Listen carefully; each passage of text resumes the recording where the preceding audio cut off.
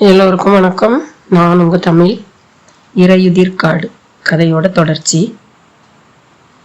அன்று துண்டு துண்டாய் கிடந்த உடம்பும், குறிப்பாக தலை மட்டும் தண்ணீர் குடிப்பது போல் ஓடைக்கரையில் கிடந்த காட்சியும் உடையாரை உலுக்கி எடுத்து விட்டது. இயற்கை உபாதை கூட இந்த அதிர்ச்சியில் அடங்கி போனது. உடையார் திரும்பி ஓடத் தொடங்கினார். வியர்க்க விறுவிறுக்க தோள்மேல் கிடந்த வேஷ்டி கீழே விழுந்தது கூட தெரியாதபடி கதர் உள்ளாடையோடு மேலுக்கு அணிந்திருந்த காவி முழுக்கை சட்டையுடன் திரும்பி வந்து நின்றவரை பார்த்த சிதம்பரம் மாணிக்கம் உள்ளிட்ட சகலரும் பதைத்து போயினர். என்னாச்சு உடையாரே, புளிய கிளிய பார்த்துட்டீங்களா? அதாத்தான் இருக்கும். நல்ல வேளை பாஞ்சு பிடுங்கலையே. இல்ல இல்ல. அப்படின்னா கொலை, உடம்பு கை வேற கால் வேற கிடக்குது. என்ன உடையார் சொல்றீங்க? கேள்வியோடு அவர் வந்த வழித்தடத்தில் ஓடினான் அந்த குஞ்சுமனை வேலைக்காரன் கரும்பாயிரம் என்பவன். அவனை மேலிமடையாரும் தொடர்ந்தார். அப்படியே சிதம்பரம் மாணிக்கமும் ஓதுவாரும் கூட ஆர்வம் தாழாமல் நடந்தனர். உடையார் தான் பார்த்த காட்சியை நினைத்தபடியே திண்ணையில் சென்று அமர்ந்தார். உள்ளாடையை மீறிக்கொண்டு பின்பாகம் முழுவதும் ஜில்லிப்பின் அசுர கவ்வல்.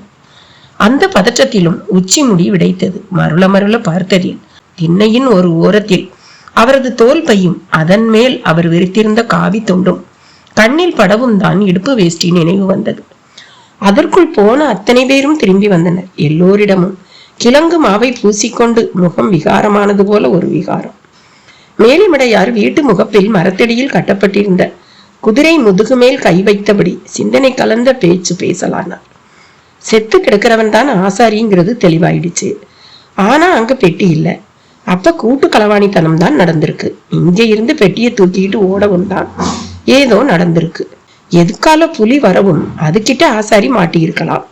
மத்தவங்க பெட்டியோடு ஓடி இருக்கலாம். சரியா செட்டியாரே? என்ன கேட்டா கத்தி போய் வால் வந்த கதையா? என்னையா இதெல்லாம்? என் சாமி ஏன் இப்படி என்ன சோதிக்கிறாரு? சிதம்பரம் மாணிக்கம் மெல்ல அளவே தொடங்கி விட்டார். அழுவாதீங்க. நீங்க ஒன்னும் பெட்டிய சந்தோஷமா ஒப்படைக்கணும்னு விரும்பலையே. அது உங்க கூடவே இருக்கணும்னு எதிர்பார்த்தீங்க. ஆமா, எதிர்பார்த்தேன். ஒரு சாமி என் கூடவே காவல் தெய்வமா இருக்கணும்னு எதிர்பார்க்கறது எப்படியா தப்பாகும்? இப்ப எதுக்கு இந்த பேச்செல்லாம்? அடுத்து என்ன செய்ய போறோம்? தலையாரி இல்ல மணியக்காரருக்கு ஆசாரி உடம்ப பத்தி தகவல் கொடுக்க வேண்டாமா? அதெல்லாம் நம்ம வரையில வேண்டாத வேலை. கொஞ்ச நேரம் கழிச்சு போய் பார்த்தா அங்கன ஒரு எலும்பு துண்டு கூட மிஞ்சி இருக்காது. நரியும் கூகையும் பிச்சு தின்னுறோம். அத்தை விட்டு தள்ளுங்க. நாம அப்படி ஒரு உடம்பையே பார்க்கலன்னு நினைச்சு பெட்டி விஷயத்துக்கு வருவோம். பெட்டி நிச்சயமா மலை மேலதான் ஏறி இருக்கு. என் சந்தேகம் எல்லாம் தேனருவிக்கு தெற்கால புலிமடுவை தாண்டி இருக்கிற மொட்டச்சாமி மலை மேலதான், தீர்மானமாக கூறினார் மேலிமடையார். அப்ப புறப்படுவோம். சாமிக்கு நல்ல பதில் சொல்லணும் வெடித்தார் சிதம்பரம் மாணிக்கம். ஓதுவார் கண்களில் கண்ணீரின் வடிசல். பெட்டியோட மலை ஏறி அந்த வல்லாள சித்த சாமிகளை கண்ணார பார்க்க போறோம்னு ரொம்ப ஆசையா இருந்தேன். கடைசியில எல்லாமே பொழிச்சு போச்சே என்று முணுமுணுப்பு வேறு. இப்ப எதுவும் கட்டிடல. இது ஒரு சோதனை. இதுக்கெல்லாம் அஞ்சிடக்கூடாது. சித்தமார் விஷயம்னாலே அதுல கூத்தும் இருக்கும், குறும்பும் இருக்கும். நாம அசந்திடக்கூடாது. சிவசிவான்னு சொல்லிக்கிட்டு நடப்போம். நான் சொன்ன மொட்டசாமி மலைக்கு போய் பார்ப்போம். மேலிமடையார் வெளியே காய போட்டிருந்த தன் வேஷ்டி துண்டை எடுத்து மடித்து ஒரு துணி பைக்குள் செருகியபடியே தான் பேசினார். எப்போது சொன்னாரோ தெரியாது. உரிச்சட்டியில் ஆவி பறக்க சுக்குமல்லி காப்பி வந்தது. உரிச்சட்டியோடு கட்டப்பட்டிருந்த தேங்காய் சிரட்டை தான் காப்பியை மொண்டு ஊத்தும் கரண்டி. 5-6 வலுவழுப்பான சிரட்டைகளும் கூடவே இருந்தன. அவற்றில் ஆளுக்கொன்றை எடுத்துக்கொண்டு அதில் சுக்கு காப்பியை வாங்கி குடித்தனர்.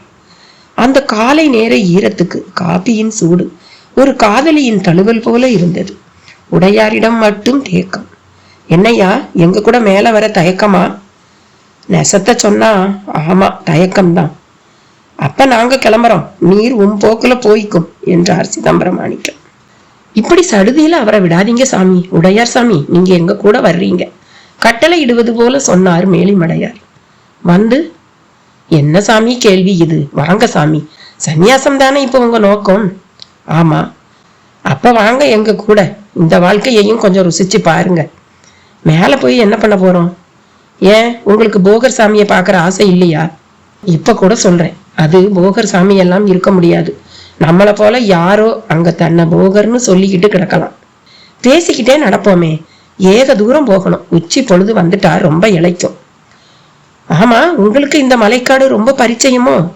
பரிச்சயமாவா? இந்த பொதிகை வெளியில என் காலச்சு படாத இடம் ஒண்ணு கூட கிடையாது.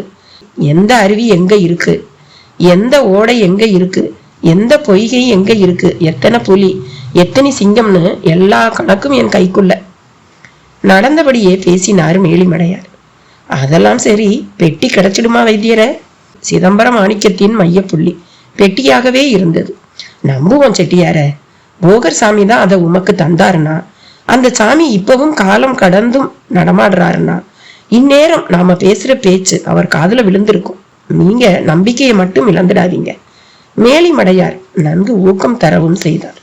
உடையாருக்கு என்ன சொல்வதென்றே தெரியவில்லை. மௌனமாக அவர்களுடன் நடக்கலானார். ஒரு கோலை ஊன்றிக்கொண்டே செட்டியாரின் வேலைக்காரன் முன்புறம் நடந்தபடி இருந்தான். அவன் முதுகின் மேல் ஒரு பொதி மூட்டை, அதனுள் சில பாத்திரங்கள், கரித்துண்டுகள், ஒரு பூத கண்ணாடி, வடிகட்டி, சில கத்திகள், ஒரு சிறிய மண்கெல்லி என்கிற சமாச்சாரங்கள். மேலிமடையார் தான் வழிகாட்டி. இடுப்பு மடிப்பில் ஒரு சிறு காம்பஸ் பெட்டி வைத்திருந்தார். அதை அவ்வப்போது எடுத்து பிடித்து பார்த்து திசையை அறிந்து கொண்டு நடப்பார். மேலிமடையார் கப்பலில் அநேக தடவை இலங்கைக்கு போய் வந்தவர். அப்போது கப்பல் கேப்டன் ஒருவருக்கு வைத்தியம் பார்க்க போய் அவர் நினைவு பரிசாக கொடுத்தது அந்த காம்பஸ். அந்த காம்பஸை இப்போதும் பார்த்தார். பின் இடுப்பில் செருகிக் கொண்டார்.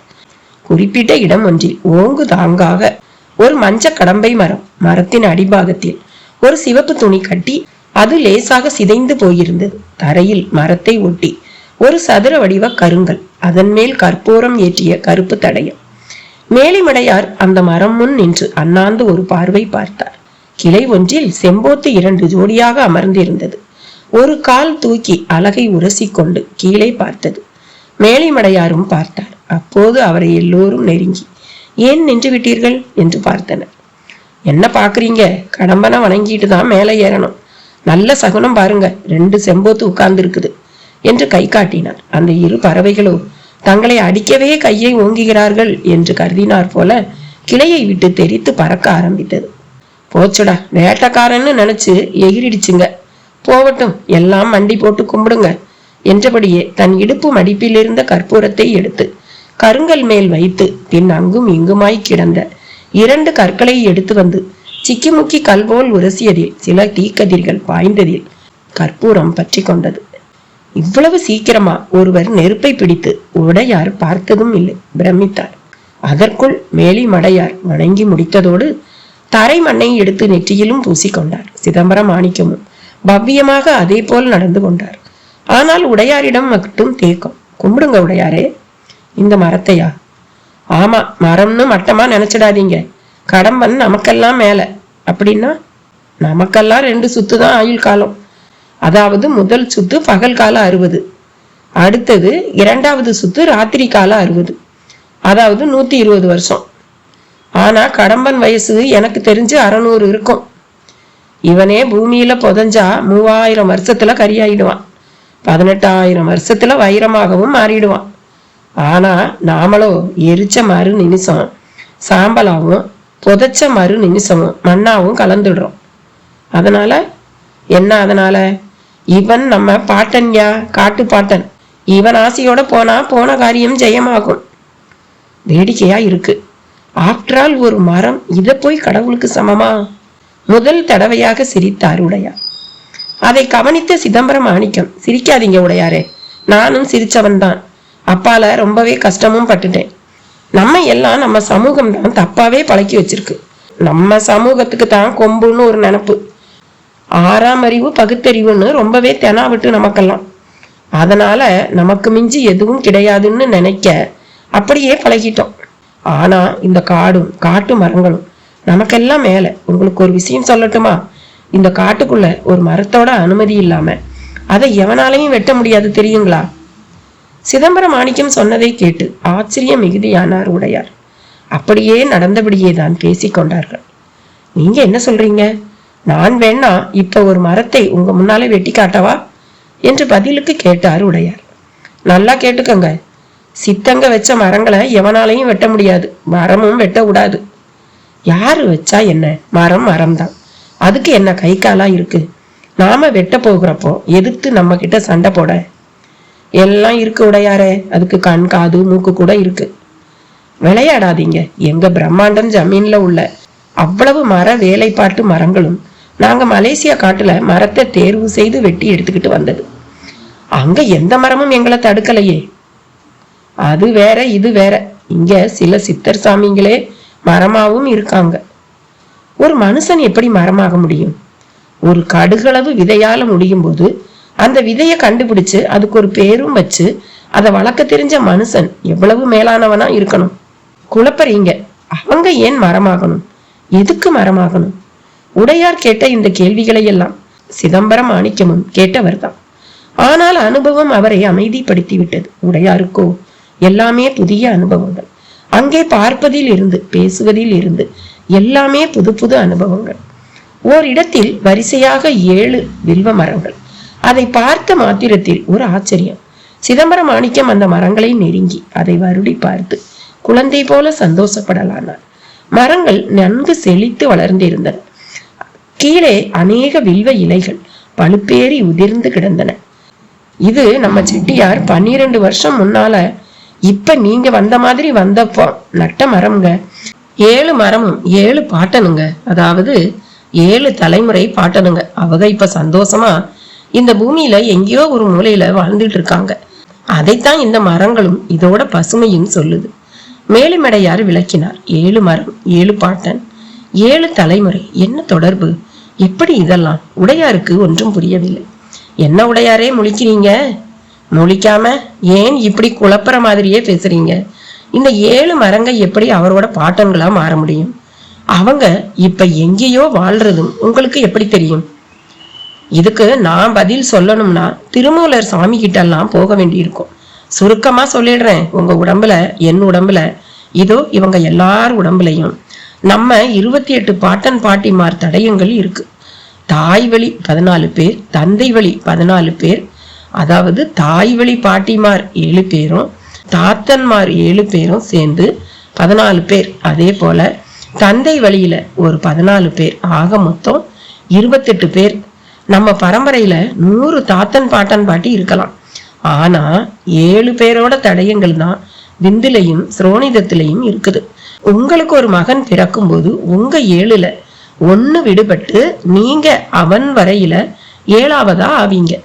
இப்படித்தான் எல்லாரோட உயிர் உடம்பும் உருவாகுது.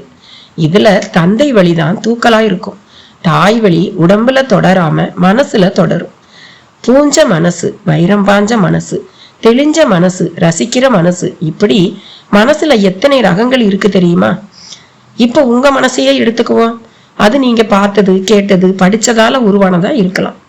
ஆனா அதோட தன்மை நிச்சயம் உங்க மூதாதையர் ஒருத்தரை போன்றதுதான். அதே போலதான் உடம்பும். உங்க அப்பாவை ஒரு விஷயத்திலையாவது கொண்டிருப்பீங்க. அதே போல உங்க பாட்டன், கொள்ளு பாட்டன், எள்ளு பாட்டனையும் உங்களுக்குள்ள கொண்டிருப்பீங்க. அது கை நகமா, தலைமுடியா, உங்க பெரிய மூக்கா, சொட்டை தலையா, எப்படி வேணா இருக்கலாம். மேலிமடையார் கொஞ்சம் மூச்சிரைத்தார். உடையாரிடம் பெரும் பிரமிப்பு. மேலிமடையார் பேச்சை மறுக்கவும் முடியவில்லை, ஒப்புக்கொள்ளவும் முடியவில்லை. அப்போது சாமி என்றொரு அவலக்குரல். சத்தம் வந்த திக்கில் நடந்தபடி இருந்த சிதம்பரம் மாணிக்கத்தின் மேல் ஒரு மலைப்பாம்பு விழுந்து அவரை வளைத்துக் கொண்டிருந்தது. அவர் விழிகளில் தெரிப்பு. என்று வாளை உருவ முயன்ற டிஎஸ்பி ராஜரத்தினம் ராஜா மகேந்திரன் கத்தவும் அதை உருவாமல் அவரை அதிர்ச்சியோடு பார்த்தார். அதை வச்சிடுங்க, எடுக்காதீங்க என்றார் ராஜா மகேந்திரன். ஏன் சார்? அந்த வாளை வெளியே எடுக்கிறப்பெல்லாம் அது பக்கத்துல இருக்கிறவங்கள வெட்டிடுது. இது என்ன கூத்து? இலக்காரமாய் டிஎஸ்பி சிரிக்க முத்துலட்சுமி சத்தம் கேட்டு வந்து விட்டிருந்தார். அவளை பார்க்கவும் டிஎஸ்பியிடம் ஒருவித தயக்கம். வாளையும் திரும்ப அந்த மோடா மேல் வைத்தார். அடுத்த நொடி முத்துலட்சுமி அதை எடுத்துக்கொண்டு பூஜை அறை நோக்கி சென்றார். அம்மா, எங்க எடுத்துக்கிட்டு போற? இது சாமி அறையில சாமி கிட்ட இருக்கட்டும். இங்கதான் என்னை தவிர யாரும் வரமாட்டாங்க. அது வெட்டுக்கத்தி, சாமி இல்ல. சாமியாவே இருந்தாலும் சாமி எங்கேயாவது எல்லாரையும் வெட்டுமா? அதை போய் சாமி அறையில வைக்கிற? சுடலை மாடன் கத்தி வெட்டும். அது வெட்டினதைத்தான் கொஞ்சம் முந்தி பாத்தியே. எல்லாத்துக்கும் ஒரு கதை வச்சிருக்கியா நீ? ராஜா மகேந்திரனும் முத்துலட்சுமியும் பேசி கொண்டதிலேயே பாதி புரிந்து விட்டது டிஎஸ்பி ராஜரத்தினத்துக்கு. ராஜா மகேந்திரனை மலங்க மலங்க பார்த்தார். நான் கேட்ட மத்த கேள்விக்கெல்லாம் மலமலன்னு பதில் சொன்ன மாதிரி அதுக்கு நீங்க சொல்ல முடியாது சார். இந்த வாள் அப்புறம் அந்த பெட்டின்னு ரெண்டையும் தான் ஆன்டிக்ஸ் ஐட்டம்னு பாரதி வாங்கிட்டு வந்திருக்கா. வாள் ஏதோ சுடலை மாடன் கோவில் சாமியோட தான். நேர்த்தி கடனா செலுத்தினதை ஏலம் விடுவாங்களாம். அப்படி ஏலத்துல எடுக்கப்பட்ட வாள் தான் ஆன்டிக்ஸ் ஐட்டமா மாறி இங்கேயும் வந்திருக்கு. வந்ததுல இருந்து பாரதிய தவிர கிட்டத்தட்ட இத உருவின எல்லாரையும் பதம் பார்த்துடுச்சு. இது என்ன மர்மம்னு யாருக்கும் புரியல. அதனாலதான் நீங்க உருவி பார்க்க ஆசைப்பட்டப்ப தடுத்தேன். ராஜா மகேந்திரனின் விளக்கம் டிஎஸ்பியை நெடுநேரம் யோசிக்க வைத்தது. என்ன சார், இதுக்கு பதில் விளக்கம் எப்படி கொடுக்கறதுன்னு யோசிக்கிறீங்களா? ஆமா சார், நீங்க என்ன பார்க்கணும் பேசணும்னு சொன்னப்ப அதை நான் சாதாரணமா நினைச்சுதான் வந்தேன். ஆனா இங்க நடக்கிறதையெல்லாம் பார்த்தா எனக்கு மலைப்பா இருக்கு. கத்தி ஒரு உலோகம், அது ஒரு ஜடம். ஆனா வெட்டுறது கொல்றதுங்கிறதெல்லாம் உணவு சார்ந்த விஷயங்கள். ஒரு ஜட பொருள் எப்படி உணர்வோடு செயல்பட முடியும்? கண்டுபிடிங்க. எதுவும் விஞ்ஞானமா இருந்தாதான் கண்டுபிடிப்பீங்களா? இந்த மாதிரி அக்கல்ட் மேட்டரையும் கவனிங்க. அக்கல்ட் யார் இப்படியெல்லாம் பேச வைக்கிறாங்க? யார் இப்படியெல்லாம் பேர் வைக்கிறாங்க? பேசாம டுபாகூர்னு வச்சுக்கலாம். மெட்ராஸ் பாஷையில சொல்லணும்னா ஒரே ஜிலாங்கிரியா இருக்குதும்பாங்க. அக்கல்ட்டோ டுபாகூரோ ஜிலாங்கிரியோ வெட்டி கிடைச்சாகணும் சார். நான் டெல்லியில ரொம்ப பேருக்கு நம்பிக்கை கொடுத்துட்டேன். அவங்க உலக அளவுல பலர்கிட்ட பேசிட்டாங்க போல. அவங்களை எல்லாம் நான் அப்புறம் சமாளிக்க முடியாம போயிடும். அப்புறம் நாளைக்கு நான் எதுக்கும் டெல்லி பக்கம் போக முடியாது. நீங்க கூட உங்க மச்சனனுக்கு பெட்ரோல் பங்கு வைக்க லைசன்ஸ் கேட்டிருக்கீங்க இல்ல? அதுவும் அண்ணா சாலையில. பாயிண்டாக வந்து நின்றார் ராஜா மகேந்திரன். டிஎஸ்பி முகத்தில் தாடையில் சற்று உப்பல், கண்ணீரண்டில் உனக்கு எப்படி அது தெரியும் என்பது போல ஒரு கேள்வி. போங்க, போய் கொஞ்சம் வேகமாய் பாருங்க, அப்பப்ப ஃபீட்பேக் கொடுங்க என்று முற்றுப்புள்ளி வைக்கவும் எழுந்து நின்று டக்கின்னை சரி செய்தபடியே புறப்பட்டார். புறப்படும் முன் ஒரு நடை நடந்து பூஜை அறைக்குள் வைக்கப்பட்ட அந்த வாள் மேல் ஒரு பார்வை. அந்த கார் டிரைவர் வீடு வலசரவாக்கத்தின் ஒரு சேரி போன்ற பகுதியில் இருந்தது. கிட்டே வந்தாகிவிட்டது. ஒரு பங்களா வாசலில் ஒரு ஜெனரேட்டர் லாரி கனன்றபடி இருக்க, அதன் உற்பத்தி மின்சாரத்தில் ஒரு டிவி சீரியல் ஷூட்டிங் நடந்து கொண்டிருந்தது. அரவிந்தனிடம் எரிச்சல் பீறிட்டது. இங்க எங்க பாரு சீரியல் ஷூட்டிங், பேசாம பெயரை மாத்தி ஷூட்டிங் பாக்கம்னு வச்சிடலாம் என்று முணுமுணுத்தான். அங்கே வழியை ஏற்படுத்தி கொண்டு கடப்பதற்குள் போதும் போதும் என்றாகிவிட்டது. பாரதியின் செல்போனில் கூகுள் மேப் வழிகாட்டியதில் அந்த டிரைவரின் கார் வீட்டு வாசலிலேயே நின்று கொண்டிருந்தது. ஜெயராமன் அதை பார்த்து கையை சுடுக்கி உற்சாகமானார். திவ்ய பிரகாஷ் ஜி, அதோ கார், நெருங்கிட்டோம் என்று சற்று கூவவும் செய்தார். காரை விட்டு இறங்கி அந்த டிரைவர் வீட்டுக்குள் நுழைந்த போது வாசலில் ஒரு 10 வயது பெண்ணுக்கு பெண் பார்த்தபடி இருந்தால் ஒரு பெண். என்னடி தலை, உன் தலை ஒரு பண்ணையே இருக்குதுடி, அந்த அகிலாண்டம் அவளோட சேராதடின்னு சொன்னா கேக்குறியா என்று இடித்தபடியே நிமிர்ந்தவள் முன் அரவிந்தன், ஜெயராமன், சாந்த பிரகாஷ் என்கிற மூவரும் நின்றிருந்தனர். ஆறு சார் நீங்கெல்லாம்? வண்டி எடுத்துக்கின்னு வரேன்னுட்டு என் புருஷன் வராம போட்டாரா என்று கேள்வியும் பதிலும் ஆனாள் அவள். இல்ல, அவர் எங்க? இது அரவிந்தன். தூங்கிக்கு நிற்கிறாரு, கொஞ்சம் எழுப்ப முடியுமா? ரவையெல்லாம் ட்ரிப் அடிச்சுட்டு வந்து படுத்திருக்காருங்க. என்ன மேட்டர், என் கையில சொல்லுங்க. இல்ல, அவர் கூட தான் பேசணும், ரொம்ப அவசரம். எதனா ஆக்சிடென்ட் பண்ணிட்டு வந்துட்டாரா? ஒரு குவார்டர் அடிச்சுட்டு வரும்போதே நினைச்சேன். டா, இங்க யாரு வந்திருக்காங்கன்னு பாரு, கும்பலா வந்து நிக்கிறாங்கோ. என்னையா, எவன் மேலையாவது இடிச்சிட்டு வந்துட்டியா? கூக்குரலோடு உள்ளே சென்றாள் அவள். பாதி வாரப்பட்ட தலையோடு அந்த சின்ன பெண் பரிதாபமாக அரவிந்தனை பார்த்தாள். அரவிந்தன் கமுக்கமாய் சிரித்தான். டாடிய பார்க்கணுமா என்று மழலையாக பதிலுக்கு கேட்டாள் அவள். அரவிந்தன் பதிலுக்கு ஜெயராமனை பார்த்து, சார் கேட்டீங்களா? அப்பா இல்ல, டாடியாம் என்ற போது அந்த டிரைவர் தூக்க கலக்கத்துடன், யார் சார் நீங்க என்றபடி வெளியே வந்தான். முகத்தில் தூக்க கலக்கம், பின்னாலேயே பெரும் கலக்கத்துடன் அந்த பெண், நீங்க பயப்படாதீங்க, ஆக்சிடென்ட் எல்லாம் எதுவும் இல்ல. ஒரு 2 நாளைக்கு முந்தி இவர் ட்ரிப் அடிச்ச இடம் பத்தி தெரியணும், அவ்வளவுதான். அந்த பெண் முகத்தை பார்த்தபடியே சொன்னான் அரவிந்தன். ட்ரிப் அடிச்ச இடமா? 2 நாளைக்கு முந்தியா? ஆமா, பானுன்னு ஒரு பொண்ணோட நீங்க ட்ரிப் அடிச்சிருக்கீங்க. பானுவா? ஆமா, ஆள் போட்டாவ காட்டவா என்றபடி தன் செல்போனில் அப்லோடு செய்திருந்த படத்தை காட்டினான். அந்த டிரைவரும் உற்று பார்த்து விட்டு, இல்லைங்களே, இவங்க யாருன்னே எனக்கு தெரியாதுங்களே என்றான். 3 பேருக்குமே சுருக்கென்றது. நல்லா பார்த்து சொல்லுப்பா. அட என்னங்க நீங்க, தெரிஞ்சா தெரிஞ்சிருக்குன்னு சொல்லிட்டு போறேன். ஆமா, என் வண்டி என் அட்ரஸை எப்படி கண்டுபிடிச்சு வந்தீங்க? இதோ பாரு, இதுவரை மரியாதையா பேசிக்கிட்டு இருக்கோம், அதை கெடுத்துக்காத. உண்மையே சொல்லு. இந்த பொண்ணு அப்புறம் ஒரு ஐயரோட நீ ஒரு பெரிய ட்ரிப் அடிச்சிருக்க, அதுவும் குற்றாலத்துக்கு. அங்க இருக்கிற டோல்கேட் சிசி கேமராவில உன் கார் என்ட்ரி பதிவாயிருக்கு, அதை காட்டவா? அரவிந்தனின் கேள்வி அவனை மிரள வைத்தது. அது முகத்தில் நன்கு தெரிந்தது. உண்மையில் அரவிந்தனிடம் அதெல்லாம் இல்லை. இப்ப சொல்ல போறியா இல்லையா? நீங்க யாருங்க? அது எதுக்கு உனக்கு? கேட்டதுக்கு பதில் சொல்லு.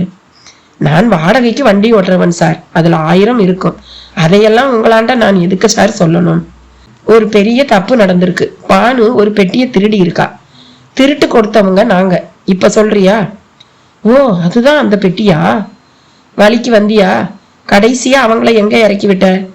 அது அது இவர் பத்திரிகை ஆசிரியர். உன் அட்ரஸ கொடுத்தது RDO. நாங்க போலீஸ் கம்ப்ளைண்ட் இன்னும் தரல. தந்தா நீ அவ்வளவுதான். ஐயோ, என்னங்க மிரட்டுறீங்க? நான் கூலிக்கு மாரடிக்கிறவங்க, என்ன மெர்சலாக்காதீங்க. அப்ப அவங்கள எங்க இறக்கி விட்ட சொல்லு. கம்மல் சிங்க முதலி சந்துல ஒரு குடோன் இருக்கு, அதுக்கு அப்பால போனா ஒரு அந்த கால ஊடுங்க, முன்னையும் பின்னையும் காலி பிளாட்டுங்க, கருவேலம் மூடி கிடக்கும். அட்ரஸ்ல தப்பு இல்லையே? அதான் சொல்லிட்டேன் இல்லைங்க.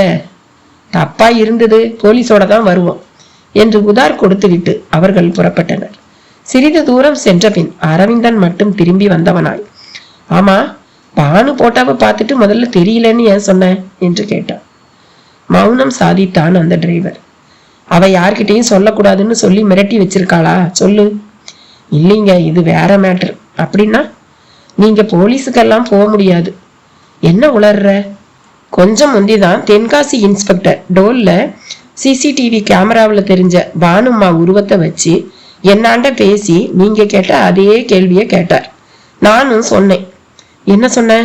நீங்க கேட்ட அதே அட்ரஸ் தான் அவங்களும் கேட்டாங்க. சொல்லிட்டேன்.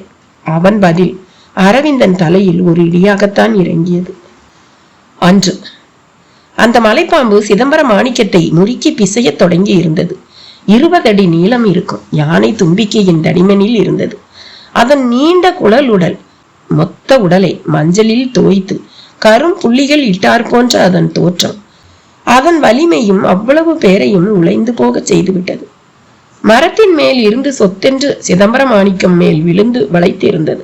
நல்ல வேளையாக 2 மலையர்கள் தேன் குடுவைகளோடு சில முயல்களையும் பிடித்தபடி வந்து கொண்டிருந்தனர். அவர்கள் அந்த காட்சியை காணவும் பதறவோ சிதறவோ இல்லை. மாறாக குடுவைகளை கீழே வைத்தனர். முயல்களையும் கால்களை கட்டி போட்டிருந்த நிலையில் சருகுகள் மிகுந்த நிலப்பரப்பில் போட்டுவிட்டு, ஐயரவும் ஆண்டே வேண்டாம், இப்ப இதை விலக்கிடுவோம், கவலைப்படாதீங்க என்றபடியே இருவருமே கோணி ஊசி போல ஒன்றை தங்கள் இடுப்பில் இருந்து கையில் எடுத்துக்கொண்டு கீழே தரை மேல் சுருளலோடு கிடந்த சிதம்பரம் மாணிக்கத்தை நெருங்கி மலைப்பாம்பின் உடம்பில் ஆங்காங்கே அந்த ஊசிகளால் குத்தவும் அது வலியோடு தன் பிடியை தளர்த்த ஆரம்பித்தது. தொடர்ந்து உடல் முழுக்க குத்தவும் சிதம்பரம் மாணிக்கம் முற்றாக விடுபட்டார். இது அவர்கள் கையாளும் உத்தி. அந்த பாம்பும் தன் குத்துக்காய உடலோடு அருகில் புதருக்குள் புகுந்து மறையலாயிற்று. சிதம்பரம் மாணிக்கம் வெலவெலத்து போயிருந்தார். யமனை மிக நெருக்கத்தில் பார்த்த அதிர்ச்சியில் பேச்சே வரவில்லை. மலையர்களும் குடுவைகளையும் முயல்களையும் திரும்ப தூக்கி கொண்டனர். மேலிமடையாருக்கு அவர்கள் இருவருமே வனக்காவல் தெய்வமாகத்தான் தெரிந்தனர். மலை மக்கா, ரொம்ப சந்தோஷம் மக்கா, சமயத்துக்கு வந்தீங்க. உங்க வனபூமிதான் உங்களை இந்த வாட்டம் அனுப்பி வச்சிருக்கா என்று மேலிமடையார் சற்றே அவர்கள் பாஷையில் பேசி அவர்களுக்கு நன்றி கூறினார். அவர்கள் பதிலுக்கு சிரித்தனர். அவர்களில் ஒருவனுக்கு மூக்கில் வளவி, ஒருவருக்கு தோளில் பச்சை குத்தப்பட்டிருந்தது. அந்த பச்சையும் மான் உருவம் போல இருந்தது. மேலிமடையார் விடவில்லை. மக்கா, நீ என்ன 7ஆம் போரா? நீ என்ன மான் காட்டு நாடோ என்று இருவரையும் மாறி மாறி பார்த்து கேட்டார். ஆண்டே, எப்படி அறிஞ்சீக? எனக்கும் முன்ன 6 மக்கா மாறுக. நான் என் ஆயி அப்பனுக்கு 7ஆம் போர் தான். இவனும் மான் காட்டு நாடுதான் என்றான். சந்தோஷம். ஆமா, மேல மொட்டசாமி மலை பக்கம் இருந்துதானே வாரீக? இல்லையே, நாங்க புலி மடுவை ஒட்டி வந்தோம். வழியில யாரையும் பாத்தீங்களா? யாரையும்னா சாமிமார்களை சொல்றீங்களா? இல்ல, எங்கடம் போல ஆசாமி மாறுங்க. இல்லையே, ஆனா நடமாட்டம் இருக்கா போலதான் தெரியுது. எதை வச்சு? வழித்தடத்துல ஒரே புகையிலை குப்பியோட வாடை. குப்பி ஒன்னும் உடைஞ்சு கீழே கிடந்துச்சு. சாமிமாரா இருக்கலாம் இல்லையா? இல்ல, அவங்க புகையிலைய தீண்ட மாட்டாங்க. கஞ்ச பத்திரம் தான் அவங்களுக்கு எப்பவுமே. நல்லா கணக்கு பண்ணுதீங்க. ஆமா, தேனும் முயலும் விற்கவா? அதே. எம்புட்டு? 3 படி தேனு, 4 மொசலு. நெல்லா இருந்தா 7 மணக்கு, அல்லாட்டி 3/4 ரூபா துட்டோட 3 படி சீரக சம்பா அரிசி. மல்லாட்டை, அதாவது கடலை, காரமணிக்கு தரமாட்டீங்களோ? அதுக்கு கரிப்பிலி மிளகும் கடுக்காயும் இல்ல கேட்பாக. கூடுதலா புனுகும் தேன் மழுகும் கிட்டுமா? உத்தரவு போடுங்க, எடுத்தாரோம். தென்காசி மிராசில்ல அத்தை கேட்பாக. அவங்களுக்காக தான் நான் கேட்டேன். போட்டோம், போய் சோழிய பாருங்க. மலையம்பிடியில இருந்து காப்பாத்தினதுக்கு கால் பிடிச்ச வந்தனம். பெரிய வார்த்தை, பெரிய வார்த்தை. சூதானமா போங்க என்று அவர்கள் விலகத் தொடங்கினர். சிதம்பரம் மாணிக்கம் இடக்கையின் சதை உருண்டையை அமுக்கியபடியே நின்றிருந்தார். அவருக்கு இது மறுஜென்மம். பாம்பின் வளைப்பில் உடம்பில் கட்டுக்கட்டாய் வலி. பெட்டி காணாமல் போனது ஒருபுறம், இங்கே இப்படி பாம்பு வளைத்தது ஒருபுறம். நடக்கிற எதுவும் நல்லதற்கென்றே தோன்றவில்லை. எங்கோ தப்பு நடக்கிறது, அது தன்மேல் கூட விடியலாம் என்கிற ஒரு எண்ணமும் ஏற்பட்டு விட்டது. திடுமென சாரல் சிந்த ஆரம்பித்தது. மின்னல் சொடுக்கு போட்டபடி ஓடி வான மேக பாலங்களை இடிகள் தாக்க பொல பொலவென அப்பாலங்கள் மலையோடு சேர்ந்து அந்த மலை மேல் பொழிகின்றார் போல இருந்தது. நாளைய இரவு சித்ரா பௌர்ணமி. இருட்டு கட்டும் முன் பெட்டியோடு சித்தன் பொட்டலுக்கு போய்விட வேண்டும். பூ பறிப்பது, தோரணம் கட்டுவது, நெய் உருக்குவது, பிரசாத களியை கிளறுவது என்று நிறைய நிறைய சிறு வேலைகள் உள்ளன. எல்லாவற்றிலும் பாரபட்சமின்றி ஈடுபட்டாக வேண்டும். நடு ராத்திரி சமயம்தான் போகர் பிரசன்னமாவார். அவர் வரும் சமயம் ஆடாது அசையாது அமர்ந்து ஜெபித்தபடி இருக்க வேண்டும். அதன் பின்தான் ஒவ்வொன்றாக நடக்க தொடங்கும். குறிப்பாக பெட்டியோடு தன் வருகையை எதிர்பார்த்து பலர் காத்திருக்க கூடும்.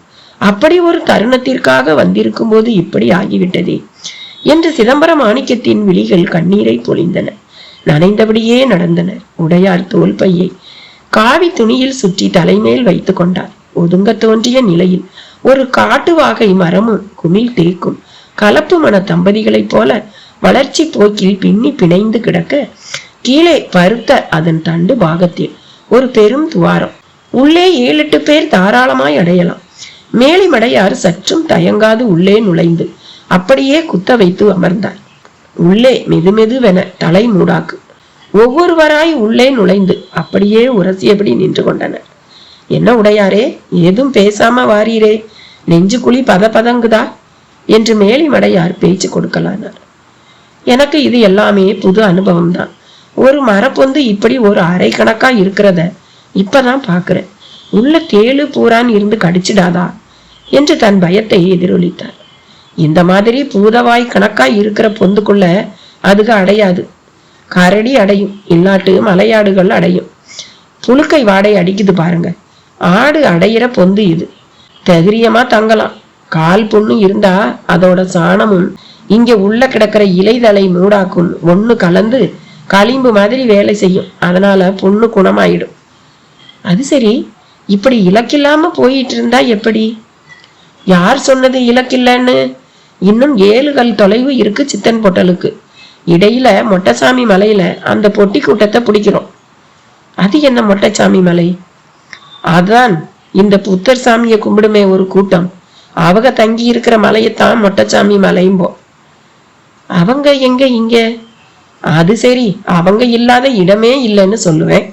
மதுரையில அழகர் மலை, திருப்பரங்குன்ற மலை, யானை மலை, அப்படியே தெற்க வர வர கழுகு மலை, வத்ராப்பு தானி பாறை, இந்த பக்கத்துல தலையணை அருவி, திருமலை அடிவாரம், அப்பால இந்த பொதிகை மலையில மொட்டை மலை. இப்படி அவங்க தடயங்க இல்லாத இடமே கிடையாதே என்றார் மேலிமடையார். இந்த வரலாறெல்லாம் உமக்கு எப்படி தெரியும்? வைத்தியனுக்கு தெரியாத வரலாறு வாத்திக்கும் தெரியாதுன்னு ஒரு சொலவடை உண்டு. உடையாரே, அதுலயும் மொட்டைசாமிய கிட்ட நீர் வைத்தியம் கத்த பரம்பரை எங்க பரம்பரை. நீர் வைத்தியமா? ஆமா, நீர்ல நல்ல வெள்ளை துணிய நனைச்சு உடம்புல நாடி துடிக்கிற இளங்கலை கட்டு போட்டு அது மேல நீர் சொட்டு படும்படி செய்து குணப்படுத்துறது ஒரு முறை. ஆச்சரியமா இருக்கே. அது என்ன ஆச்சரியம், கபாலத்தை வலி இல்லாம வெட்டி எடுத்து உள்ள இருக்கிற ரத்த அடைப்பை சரி பண்ணி திரும்ப கபால கிண்ணத்தை போட்டு மூடி கட்டு போடுற ரண சிகிச்சை எல்லாம் தெரிஞ்சவங்க எங்க மூதாதையர். கேட்கவே சிலிர்க்குது. இவ்வளவு தெரிஞ்ச உங்களுக்கு அரவாணத்தை குணப்படுத்த தெரியாதா? உடையார் இறுதியாக தன் தேவையை தொட்டு கேட்ட கேள்வி மேலிமடையாரை விக்கிக்க செய்தது. அந்த அறை இருளில் மழை பொழிவின் சோவென்ற சப்தத்தின் இடையில் உடையாரை ஊன்றி பார்த்தார். உடையாரிடம் உறைவு. உடையாரே, உண்மை கேள்விக்கு மருந்து என்கிட்ட இல்லை. ஆனா போகர் சாமிக்கு நிச்சயம் தெரிஞ்சிருக்கும் உடம்புக்குள்ள எந்த சுரப்பியால பால் மாறாட்டம் நடக்குதுங்கிறத அவரால தான் சொல்ல முடியும். ஆனா ஒரு வினாடியில என் கர்வத்தை உங்க கேள்வி சரசரன்னு அறுத்து போட்டுருச்சு என்று முகத்தை துடைத்து கொண்டார். அப்போது யாரோ அழும் சத்தம் செவியை உரசவும், யாரது அது விசிம்பிக்கிட்டு என்று மேலிமடையார் பார்த்திட ஓதுவார்தான் அழுதபடி இருந்தார். என்ன சாமியாச்சு? பெட்டி கிடைக்கும், பாக்கியசாலியாக போறோம்னு நினைச்சிருந்தேன். ஆனா என்னாலேயே அது காணாம போனதை நினைச்சேன். சுருக்குன்னு இருக்குது, கண்ணீரையும் அடக்க முடியல. தேவாரம் முச்சூடும், திருவாசகத்தை உருக்கி பெருக்குவேன், திருமந்திரமும் மனப்பாடம், கஷ்டப்பட்டு ருத்ரமும் கத்துக்கிட்டேன். பாடாத நாளும் இல்லை. ஆனா எனக்கு ஏன் இப்படி ஒரு சோதனை? என்னால செட்டியாருக்கும் இல்ல கெட்ட பேர் வரப்போகுது. போகர் சாமி இவரண்ட எங்க நான் கொடுத்த சாமியும் ஏடுகளும்னு கேட்டா காணாம போச்சு சாமின்னா சும்மா விடுவாரா? ஓதுவார் கேள்விகளில் நேர்மையும் நியாயமும் மிகவே இருந்தது. யாராலும் அதற்கொரு பதிலை கூற முடியவில்லை. சட்டென்று கட்டிக்கொண்டார் போல ஒரு மௌனம். இறுதியில் அதை உடைத்தார் சிதம்பர மாணிக்கம். எம்மேல தப்பே இல்லை, நான் கடமையை சரியா செய்ய மலைக்கு வந்துட்டேன். இவ்வளவு நாள் நான் அந்த சாமியை சுயநலம் இல்லாம கும்பிட்டது சத்தியம்னா என் சாமி என்கிட்ட திரும்ப வந்தே தீரும். வராட்டி போகர் சாமி முன்னால அவர் வளர்க்க போற நெருப்புல நான் பாஞ்சிடுவேன், இது சத்தியம் என்றார்.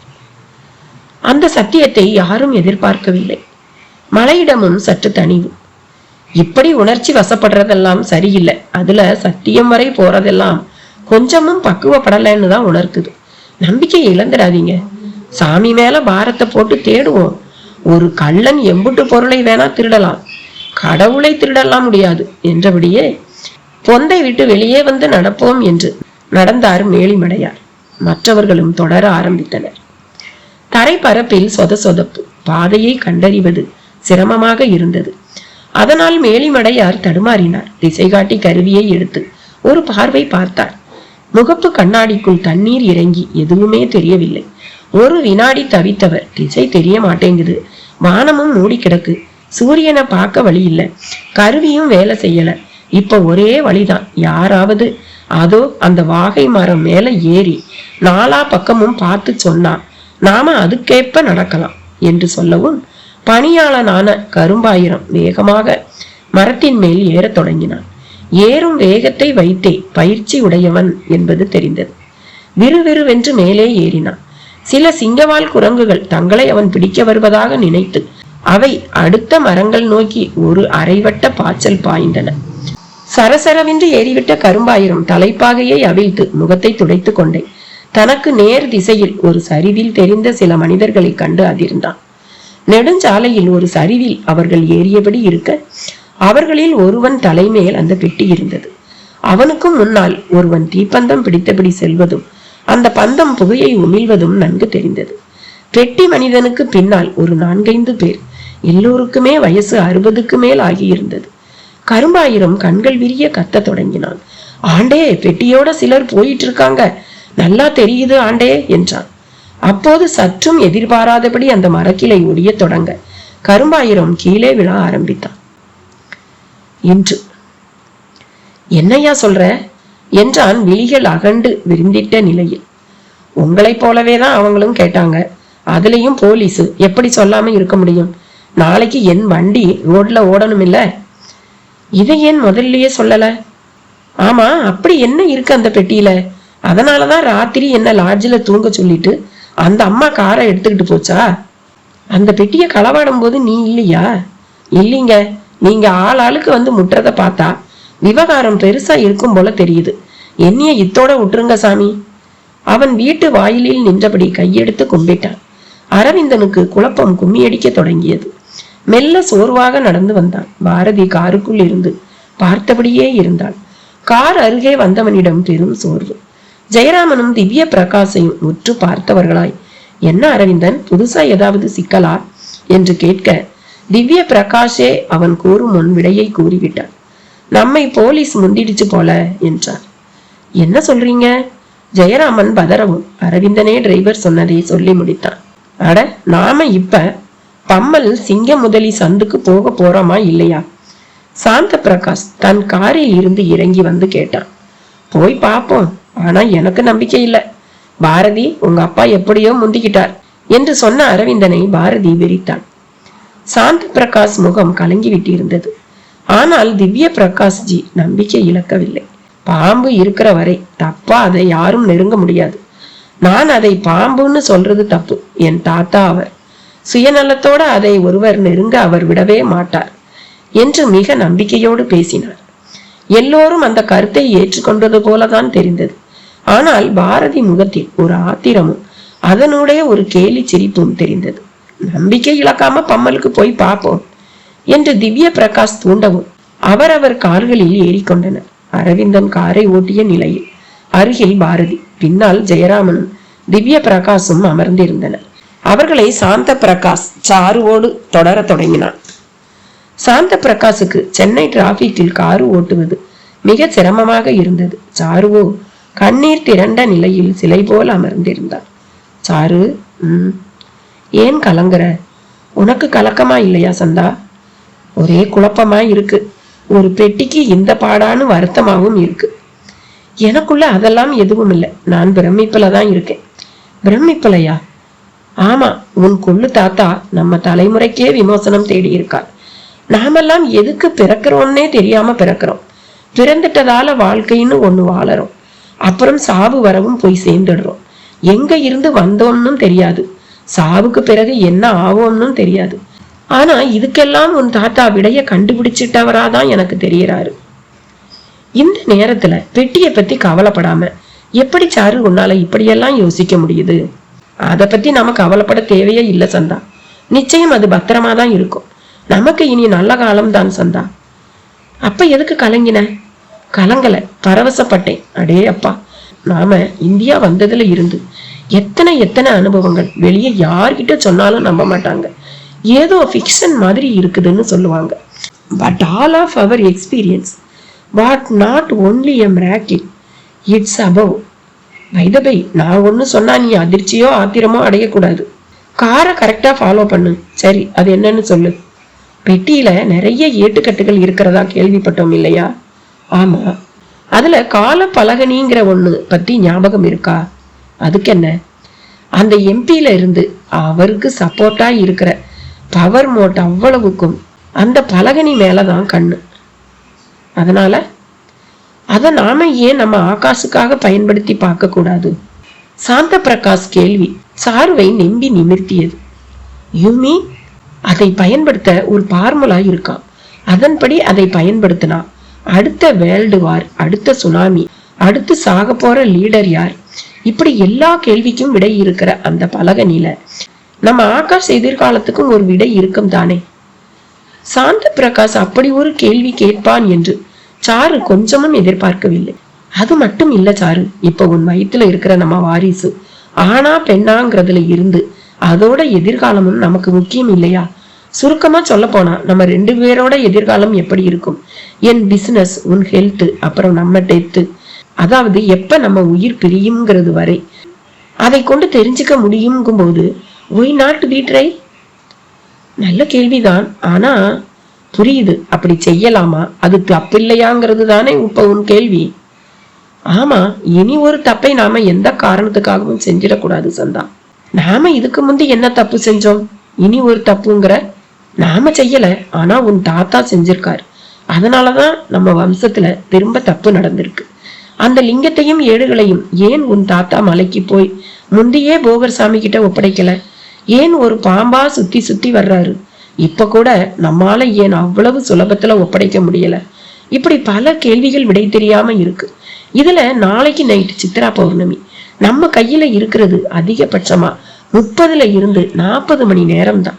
அதுக்குள்ள லிங்கத்தையும் ஏடுகளையும் நாம ஒப்படைக்கிற நெருக்கடியில இருக்கோம். எப்படி அதை சாதிக்க போறோம்? சாருபாலா சாந்த பிரகாஷிடம் கேட்ட அதே கேள்வியை முன்னால் செல்லும் காரில் அரவிந்தன் ஜெயராமனிடம் கேட்டிருந்தான். சார், நாளைக்கு நைட் சித்ரா பௌர்ணமி. நாமளும் இங்கே சுத்திக்கிட்டு இருக்கோம். போகரை பார்க்கணுங்கிற உங்க ஆசை, என் ஆசையெல்லாம் அம்போதானா? ஜெயராமன் மௌனமாய் வெளியே பார்த்தார். திவ்ய பிரகாஷ் கண்களை மூடி தியானத்தில் இருந்தார். பாரதியிடம் பேச்சே இல்லை. என்ன சார் அமைதி ஆயிட்டீங்க? அரவிந்தன் கிளறினான். சான் ஏறினா முளம் சறுக்குது. என்ன பண்ண சொல்றீங்க அரவிந்தன்? நாம அப்ப ஆரம்பிச்ச இடத்துக்கே வந்துட்டோமா? கிட்டத்தட்ட 1 மாசமா பெட்டி போகர்னு சுத்தினதெல்லாம் இப்படி வேஸ்டா? அப்படித்தான் தோணுது அரவிந்தன். நம்ம சுத்தி நடந்த பல அமானுஷ்ய சம்பவங்கள்ங்கிற மிஸ்ட்ரி பவரை எம்பியோட பொலிட்டிக்கல் பவர் காலி பண்ணிடுமோன்னு கூட பயமா தான் இருக்கு.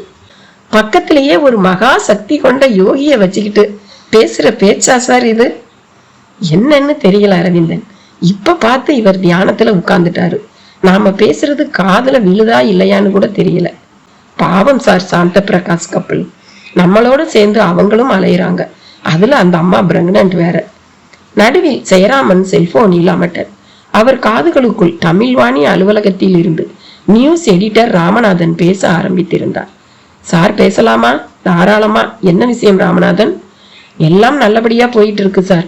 போன மாசம் சர்க்குலேஷன் சார்ட்டை மெயில் பண்ணியிருந்தேன். பாத்துட்டீங்களா சார்? சாரி ராமநாதன், பாத்துடுறேன். இப்ப ஒரு விசித்திரமான சூழ்நிலையில இருக்கேன். நேர்ல பார்க்கும்போது விவரமா சொல்றேனே. எப்ப சார் ஆபீஸ் வருவீங்க? எப்படியும் இன்னும் 2 நாள் ஆகும் ராமநாதன். எழுத்தாளர் அரவிந்தனும் உங்க கூட தான் இருக்காருன்னு சொன்னீங்க.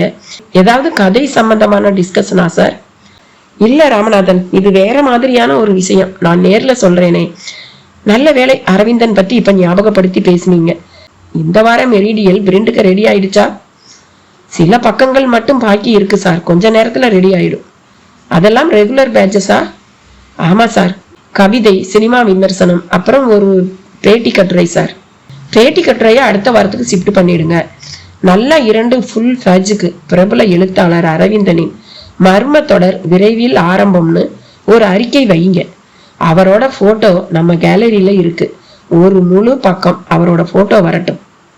மர்ம தொடரா? அதுவும் அரவிந்தன் சார் கிட்ட இருந்தா? சாரி, மர்ம தொடர் இல்ல, அமானுஷ்ய தொடர். அது மர்மத்துக்கும் மேல இல்ல என்றார். என்ன சார் சொல்றீங்க? அதான் அமானுஷ்ய தொடர்னு சொல்லிட்டேனே. அந்த வார்த்தைய பெரிய எழுத்துல போடுங்க. ஆச்சரியமா இருக்குல்ல? ஆமா சார், இது எனக்கே ஒரு ஆச்சரியமான நியூஸ் சார். இது என்ன ஆச்சரியம்? நாங்க ஆச்சரியங்கள் அதிர்ச்சிகள்ல தான் இப்ப நீண்டிக்கிட்டு இருக்கோம். இது கற்பனை இல்ல ராமநாதன், அவ்வளவும் ரியல் எக்ஸ்பீரியன்ஸ். பேசிவிட்டு அரவிந்தனை பார்த்தார் ஜெயராமன். என்ன சார், இப்படி என்ன மாட்டி விட்டுட்டீங்க என்றான் அரவிந்தன். நல்ல வேளை நான் தப்பிச்சேன் என்று வாய் திறந்தாள் பாரதி. உங்களால முடியும் அரவிந்தன். நம்மளோட இந்த அலைச்சல் துளியும் வீண் போக கூடாது இல்லையா? என்னத்த சார் எழுத? இதுவரை நடந்த எல்லாமே விடையில்லாத புதிராதான் முடிஞ்சிருக்கு. அடுத்து என்ன நடக்க போகுதுன்னு தெரியல. இந்த லிங்கம் ஏடுகளை விடுங்க. நம்ம கிட்ட அதோட போட்டோ காப்பி இருக்கு. அப்படி பார்த்தா என் லேப்டாப்பும் அந்த உடைக்கப்பட்ட பெட்டியும் இப்ப ஒண்ணுதான்.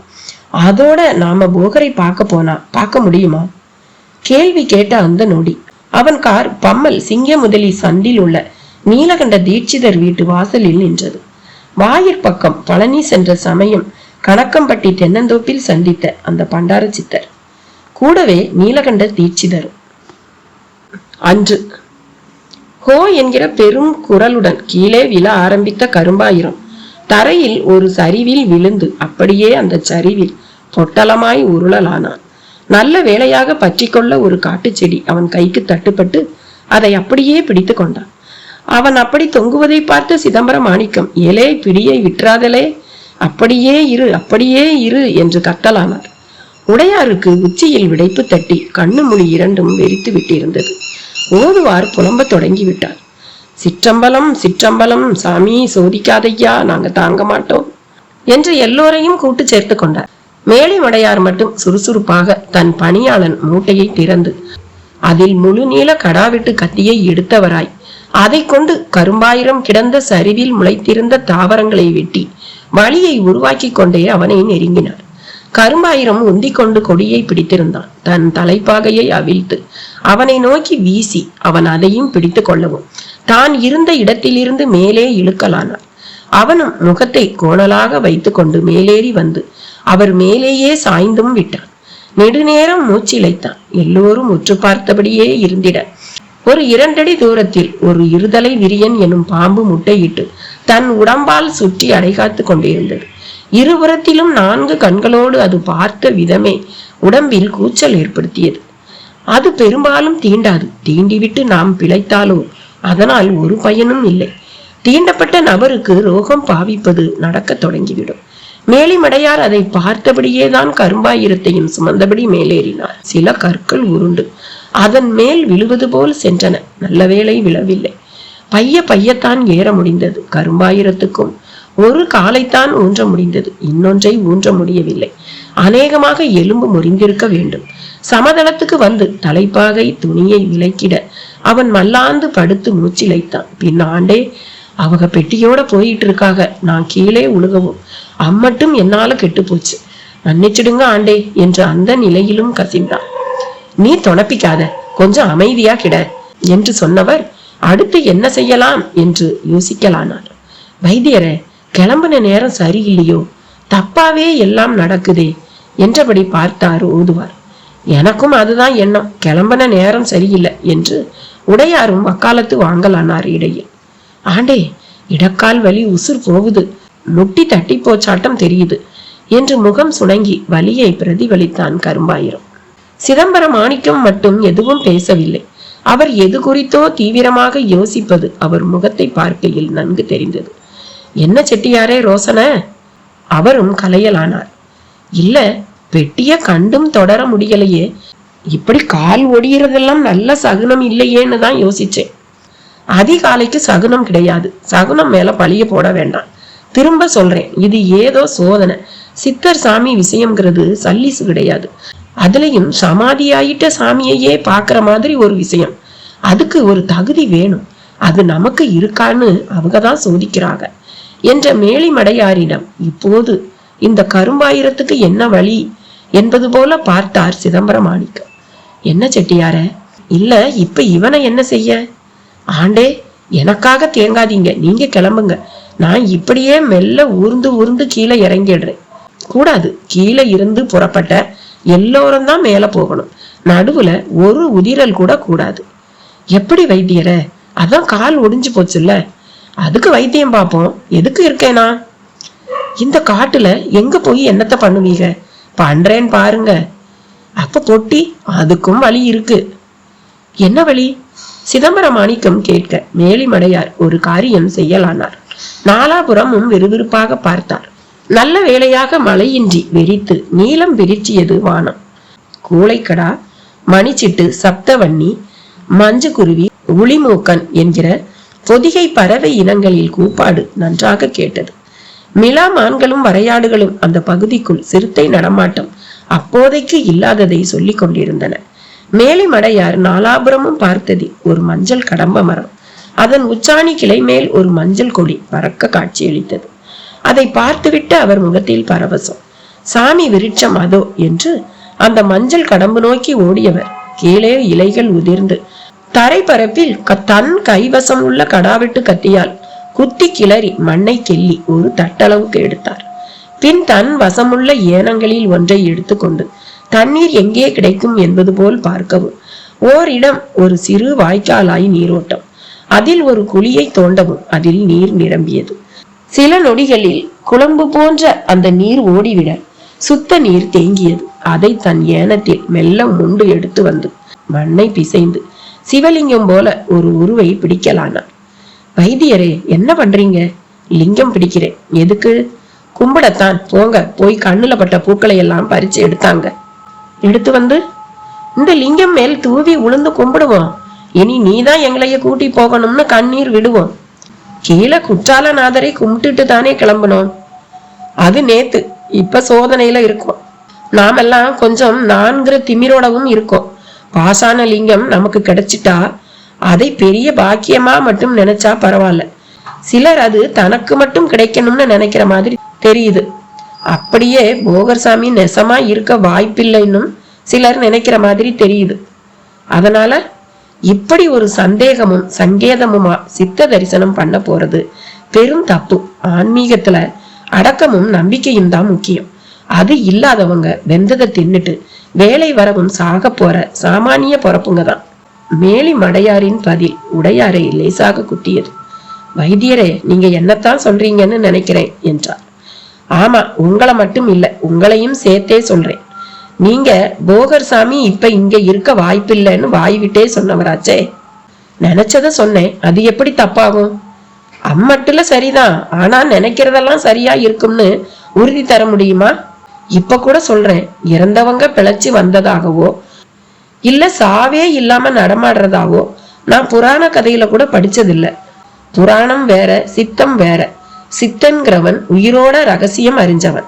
அதனாலதான் அவனால கூடு விட்டெல்லாம் கூடு பாய முடிஞ்சது. மடையாரே, வாதம் பண்ணும் நேரமா இது? பெட்டிய கைப்பற்றணும். இப்ப போய் இப்படி லிங்கத்தை செஞ்சுக்கிட்டு நேரத்தை வீணடிக்கிறது சரியா? இந்த கேள்வியை சிதம்பரம் மாணிக்கம் தான் கேட்டார். மேலி மடையார் அவரை உற்று பார்க்கலானார். என்ன இப்படி பாக்குறீங்க? வேற எப்படி பார்க்க? 12 வருஷம் என்னத்த செட்டியாரே நீங்க சாமியை கும்பிட்டீர். அதுல நான் ஒரு குறையும் வைக்கல வைத்தியரே. பூசைய சொல்லல, உங்க புரிதல சொன்னேன். என் புரிதல்ல என்ன குறை? அந்த லிங்கமும் ஏடுகளும் சாதாரணம் இல்லதானே? அதுல என்ன சந்தேகம்? அப்ப அத ஒருத்தன் உங்ககிட்ட இருந்து திருடிட்டான்னா அது உங்க கைய விட்டு அவன்கிட்ட போயிடுச்சுன்னா உங்க எண்ணத்துல ஏதோ குறைன்னு தானே அர்த்தம். நீங்க சொல்றதே புரியல. என்கிட்ட என்ன குறை? இப்ப கூட சாமி எனக்கு வழிகாட்டும்னு கைய தூக்காம தேடுவோம் கண்டுபிடிப்போம் எல்லாம் நம்ம கையில தான் இருக்குங்கிற மாதிரியே சிந்திக்கிறீங்களே. என் மனசுக்குள்ள அழுது கும்பிட்டுக்கிட்டு தான் இருக்கேன் வைத்தியரே. போதாது, இங்க இப்ப கும்பிடுங்க. நம்ம கையில எதுவுமே இல்லைன்னு கைய உதறுங்க. நான் கும்பிடுறேன், நான் செய்யறேன்னு நான் தான் நினைக்கிறத விட்டு வெளியே வாங்க. போங்க, போய் முதல்ல பூக்களை பறிச்சுக்கிட்டு வாங்க. இந்த காடு அவங்க காடு. நாம இங்க கீழே கிடக்கிற ஒரு உதிர்ந்த இலை மாதிரி தான். சுருக்கமா சொன்னா சரணாகதி பண்ணுங்க, மிச்சத்தை அவங்க பாத்துப்பாங்க. இப்ப கூட நம்ம பேசுறத ஒரு சித்தர் சாமி கேட்டுக்கிட்டு தான் இருக்காரு. இதோ இந்த மரம் தான் அந்த சாமி. கீழே அவர் சமாதியாகி மேல மரம் ஆயிட்டாரு. துணியில கொடி பறக்குது பாருங்க. இந்த சாமியை கும்பிடுறவங்க கட்டுன கொடி. இந்த சாமி நமக்கு உதவி செய்வார். திருடினவங்க இந்த காட்டை விட்டு போக முடியாது. பொட்டி நம்மளை தேடி வரும். நீங்க வேணா பாருங்க. மேலி மடையார் பேச்சோடு பேச்சாக லிங்கத்தை பிடித்து விட்டார். கொஞ்சம் அப்படி இப்படி இருந்தாலும் லிங்கம் என்பது தெளிவாக தெரிந்தது. அடுத்த சில நிமிடங்களில் எல்லோரும் போட்டு வணங்கிய பூக்களில் மூழ்கி போனது அந்த லிங்கம். மேலி மடையாரிடம் நல்ல வேகம். வணங்கிய வேகத்தில் ஓடிப்போய் ஒரு ஒதிய மரத்தை நெருங்கி அதன் பட்டையை தன் கடாவிட்டு கத்தியால் வெட்டி எடுத்து வந்தார். தரையில் கால் நீட்டி கொண்டு மரத்தண்டு ஒன்றன் மேல் முதுகை சாய்த்து அமர்ந்திருந்த கரும்பாயிரம் வலியை சகித்து கொண்டு முக கோணல்களில் இருந்தான். அவன் உடைந்த காலை பக்குவமாக தூக்கி அவன் வேட்டியை விலக்கிய நிலையில் முட்டி பாகத்தை பார்த்தார். காயம் பட்டு ரத்தம் கசிந்தபடி இருந்தது.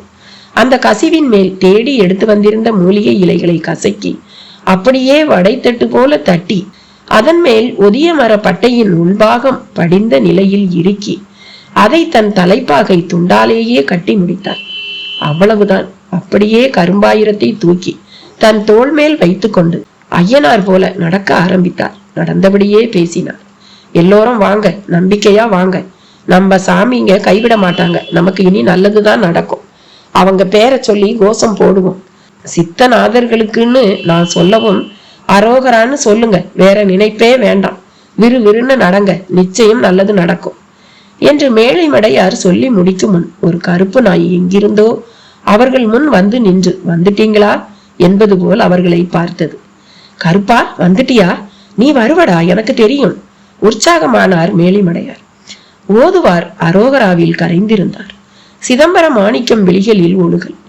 உடையாருக்கு அங்கு நடக்கும் ஒவ்வொரு செயலுமே விசித்திரமாய் வினோதமாய் இதற்கு முன் அவர் எண்ணி பார்த்திராததாய் இருந்தது. மேலிமடையாரின் தீர்க்கமான பேச்சு, கால் உடைந்த பின்னும் அவரை விட்டுவிடாமல் கழுத்தில் தூக்கி சுமக்கும் வேகம் என்று எல்லாமே பிரமிப்பை தந்தது. கருப்பு நாய் முன்னால் ஓடியது. மேலிமடையார் பின்தொடர மற்றவர்களும் தொடர்ந்தனர். உடையாரால் அவர்கள் வேகத்துக்கு ஈடு கொடுக்க முடியவில்லை. அது என்னவோ அரோகரா சொல்லவும் பிடிக்கவில்லை. சொகுசாய் வாழ்ந்த வாழ்வும் உடம்பை கசக்கீராத போக்கும் அந்த மலை தளத்தில் அவரை மிரட்டியது. ஆங்காங்கே தென்பட்ட பச்சோந்திகள், சிங்கவால் குரங்குகள், மூர்க்கமான காட்டெருமைகள், அதன் பின் முதுகில் அமர்ந்திருந்த கருச்சான் குருவி என்று வனக்காட்சிகள் அவரை ஈர்த்ததோடு பயமுறுத்தவும் செய்தன. அந்த வரிசையில் அவர்தான் கடைசியாக நடப்பவராக இருந்தார். அரோகரா கோஷம் மலையை நடுக்கிற்று. சித்தநாதனுக்கு அரோகரா, சிவகுரு மைந்தனுக்கு அரோகரா, பழனி பாலனுக்கு அரோகரா, போகர் சாமிக்கு அரோகரா. கோஷத்தின் எதிரொலி மலை முகடுகளில் முட்டி மோதி திரும்பி வந்தது. இடையில் யானைகள் பிளிரும் சத்தமும் சேர ஆரம்பித்தது. கஜகர்ண பிளிரல். ஒன்றுக்கு 4 யானைகள் பிளிரின. ஓரிடத்தில் புழுதி மூட்டம் புகை போல் தெரிந்தது. கருப்பு நாயும் அந்த இடம் நோக்கித்தான் ஓடியது. என்ன வைத்தியர, இந்த நாய் யானைங்க இருக்கிற பக்கமா போகுது என்று சிதம்பரம் மாணிக்கம் கேட்டார். குரலிலும் நடுக்கம். பயப்படாம வாங்க, கருப்பன் சரியாதான் கூட்டிட்டு போறான் என்று கரும்பாயிரத்தை சுமந்தபடியே முன்னே நடந்தார் மேலிமடையார். வயதுக்கு மீறின தெம்பு. ஒரு இடத்தில் விடைத்து தேங்கி நின்றார். நாயும் குறைக்க தொடங்கியது. அது நின்ற இடத்துக்கு அருகில் முற்றாக தலை சிதைந்த நிலையில் ஒரு உடல். சற்று தள்ளி மரக்கிளை மேல் துணி காய போட்டது போல ஒரு உடல். அதன் வாயிலிருந்து ரத்தம் தரை நோக்கி ஒரு நேர்கோடாக சொட்டி கொண்டிருந்தது. இன்னும் சற்று தொலைவில் வயிறு நசிந்து குடலெல்லாம் வெளிவந்த நிலையில் ஒரு உடல். மேலிமடையாரிடம் அதையெல்லாம் காண அச்சம் கலைந்த அமைதி.